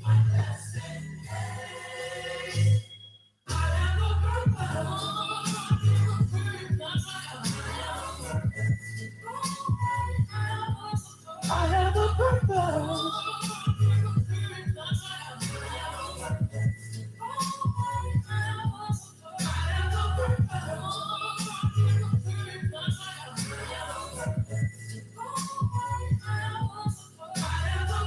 think I do know what you're talking about. I just never knew what it was called.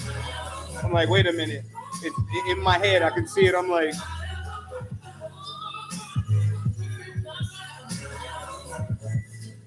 it is like the AI stuff they're doing right now.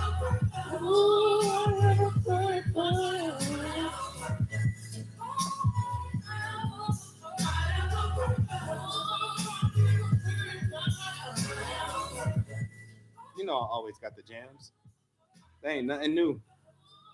If I ain't got no jams, I'm not in a good mood. If I ever do a live stream and ain't nothing playing, like it's dead like this the whole time, somebody better ask me what's wrong with you. Like, what's wrong with you? Because I'm about to do something crazy. Yeah, I'm thinking of doing something crazy. I'm at the place where it's about to happen. Let's do this protection prayer so we can get up out of here. Wait, well, I don't even know what tomorrow's ritual is going to be. I should leave it as a surprise. I should decide tomorrow. Yeah, I'm gonna leave tomorrow's ritual slash lecture as a surprise. That's what I'm gonna do. Tomorrow I'm gonna surprise. I'm not gonna ask. Let's make it a surprise. Let's do this protection prayer. Get out of here. If you've sent over your donations already, thank you so much. If you're going to, thank you so much. If you purchased any of the services, thank you so much. Thank you so much for 74,000 likes and 3,000 shares. Somebody was in here sharing their ass off. You know what I'm saying? And I'm grateful for it. I'm grateful for every share because I'm doing my best to get the lives cracking. Like I'm seriously doing my best to get the live streams cracking, but I need help from the people watching the live stream. You know what I mean? Do you know what I mean? Okay. Thank you to everyone who participated today. Thank you for everybody who showed love, who invited someone, who participated and asked questions. I'm happy that you all have the space to heal for real. And all we're gonna do is keep going. I'm gonna dedicate so much to this that my live stream is gonna hit them numbers y'all seeing for them AI lives. You know what I'm saying? Like 12,000 people all up in my business. You know what I'm saying? While I'm all up in their business. like all now, yeah. I can't wait. It's coming. You know how I know it's coming? Because I'm not gonna stop working until I see it. And then when I do see it, I'm gonna work harder. Yeah. Yeah. Let's do this protection prayer so we can get up out of here. Big love to you. Big love to Australia. But let's do this protection prayer. Protection, protection. I declare protection against all entities who are against my perfection. Any hiding within, you are now ejected. Any energy in the wrong, you are now corrected. Protection, protection. I declare protection. I call upon the powers of my heavenly sections. I declare myself cloaked to be unseen by the unseen. I declare myself safe from the unclean. I declare a shield around me that can't be penetrated by anything. Protection, protection. I declare protection. Anything that tries to penetrate it gets instant rejection. I declare it reflected back to its source, a quadruple dose of its infection. Protection, protection. I declare protection. And it is so because of my I am presence. Ashe, Amin, Amun, so mote it be, and so it is. In the name of Jesus, Ashe, Olodumare, all praises to the Most High, all love and honor to the Supreme Architect. Yeah, all love and honor and praise to each and every one of you. All love and honor and praise to the divine God King soon. And that's me. No, look. It's me. It's me, nigga. It's always been me, nigga. You know what I'm saying? And I say to the ancestors, always, hell, anytime I mention, look, anytime I mention the Most High, wouldn't the Most High be an ancestor? I just how I see it. But I love you at 360, and I'll see y'all tomorrow, same time, 4 o'clock p.m. CST. Holla at me if you need me. Holla if you need me. Peace, y'all. Peace. YouTube, TikTok.